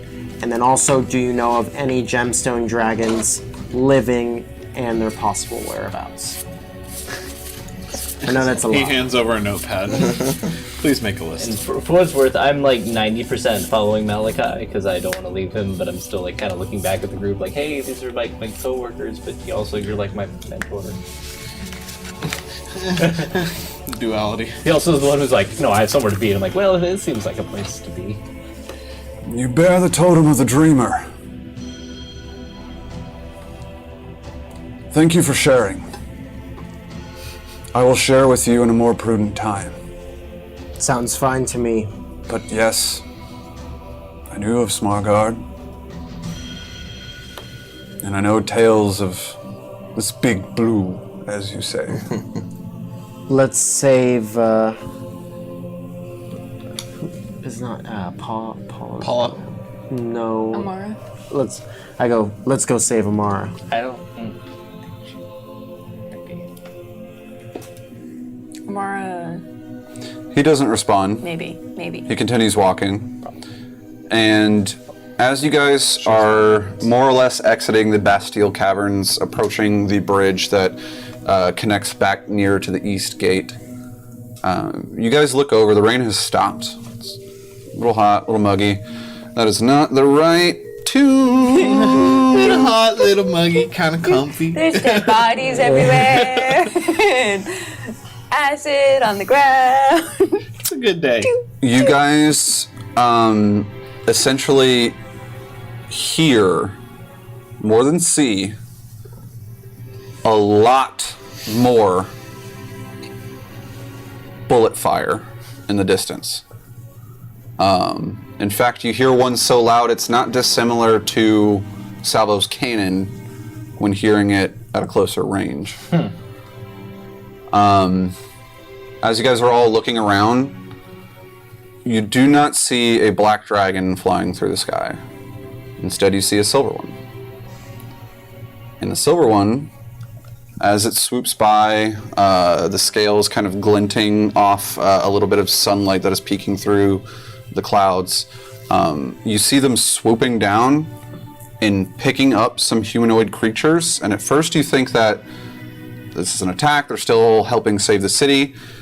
They take these humanoid creatures and fly over to the Grand Spire Citadel. And as the wings fold, they rise back up into the air, humanoids no longer in their hands, and search the city more. And as you guys watch the sight of the wings of the silver dragon glittering within the rays of sun peeking through the clouds, that's where we're going to end our session today. Epic. So much Wow. to do. Oh my god. Tyro's out. I got my pen. Malachi's out too. Malachi's out and alive. Emphasis on the Wow. alive It's not a black dragon that we see right now. at the moment. Very exciting nice. stuff. Yeah. Very Yeah. exciting. It'll be interesting to know whether it was defeated or fled. Find out next time. Find out next time on forgot we were- Scales of Fate. Next time on Scales of Fate. If you guys enjoyed this episode, if you had a good time watching us, if you had a good time listening to us, please help us out a little bit. Hit some subscribe buttons. Tell your friends about us. Tell your friends that you love D&D and this is a stream for them. In the meantime, do you guys have anything you would like to say to our viewers and listeners? Look for our sweet art that's gonna be dropping this week. Yeah! Follow us on the socials. Yeah, Check and it then- out there. Yeah. New dice announcements coming soon. Totally. Yeah. Oh man, I'm excited for mine. Ooh. The Join the pictures Discord. are already up, and they are really, really awesome. Yeah. Check those out for sure. Yeah. Very excited. We love each and every one of you. Wait. Thank you Yeah. so much for watching. Oh, the dice. Yes. Every Yes. single one of you, we love you. Thank you so much for watching, and we will see you guys next Monday. Adios. Bye-bye.